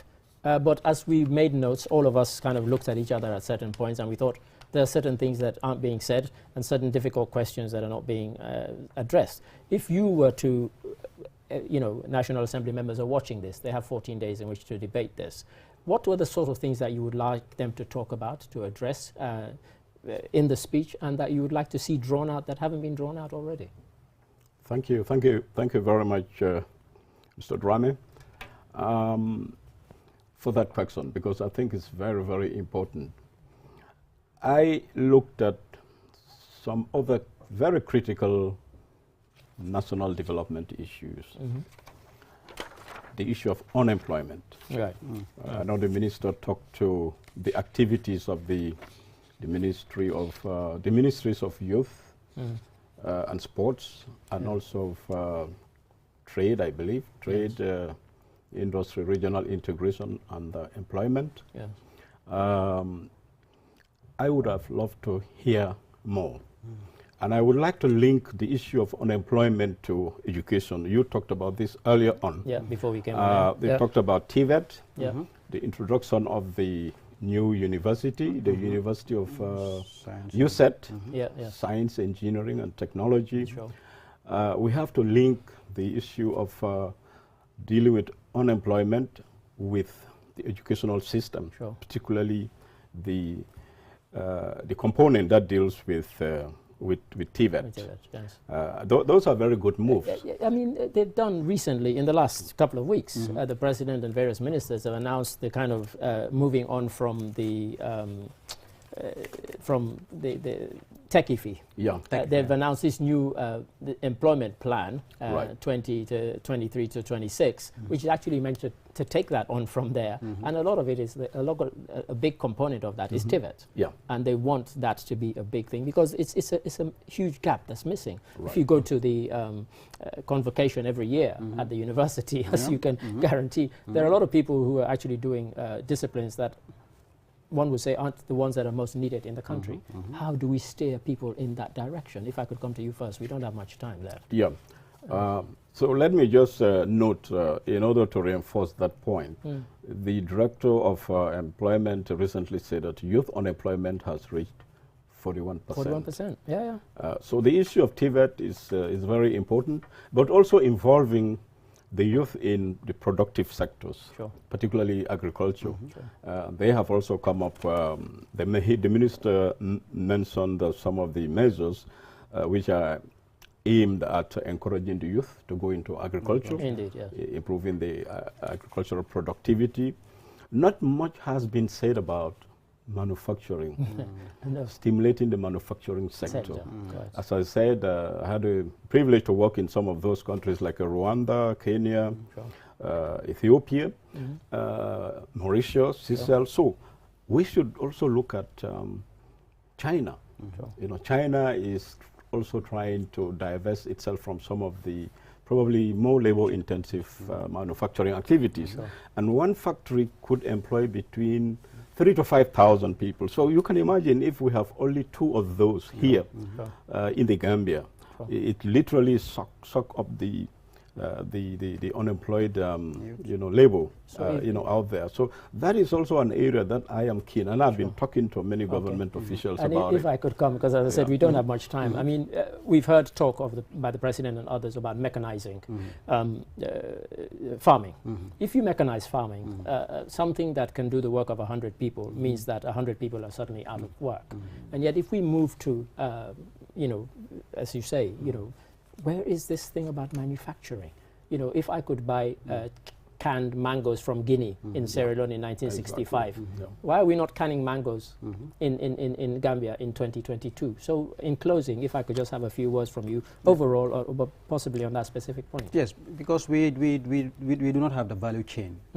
First, let's start with the production. Sure. We need more people in the production side. Sure. Yeah. So if you take mechanization, what it does, it replaces human beings with machines. But these are things that countries grow through. Sure. You don't just start with mechanization. No. You start with being labor intensive. Then you move to higher productivity. And then you reallocate your labor from one source, from the agricultural sector, for example, to the industry and manufacturing.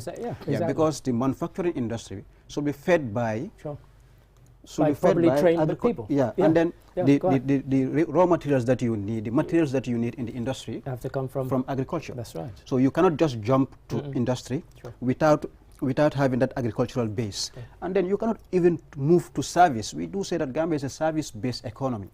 What are we servicing? We are just on buying and selling. Indeed.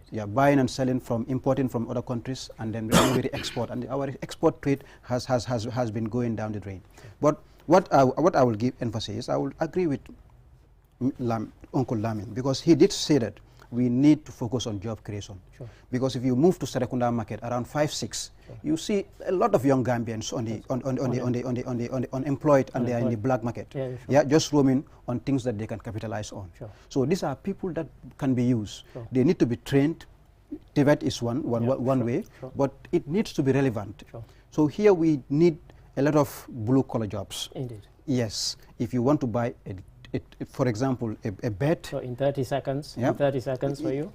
In 30 seconds, there is much that needs to be done. Sure. So what needs to be done is we need to give agriculture its tools. We need to inject finance in the agricultural sector before we can move in the industrial sector. And if I could give the final word to you, Uncle Lamin, please. Thank you. My final word relates to the issues that the population knows very well. And if you don't talk about them, they will not forgive us. The imperative to improve health service delivery. Sure, sure. I know the minister talked about it. Yes. But you know, at a personal level, I believe all of us are experiencing deaths of nieces, Yes. sisters, Yes. you know, Friends, family members, and friends so on. and family members when they are delivering. Sure, sure. And this is a very troubling issue for me. Sure. The issue of quality education as well, Sure. from the lowest level to the highest. You know, the failure rate is very high in the West African examinations. But I'm afraid we've run out of time. Okay. So but I think most of you get the message. So if I could just say a final thank you to, on my right, Mr. Lamin Mane, thank you so much. And on my left, Dr. Keba Jame. And to the viewers, sorry we couldn't go really, really deep into it, as deep as the minister went. He made a marathon speech. We haven't had time for a marathon program, but thank you very much for watching QTV, and we hope you enjoyed this broadcast. Thank you.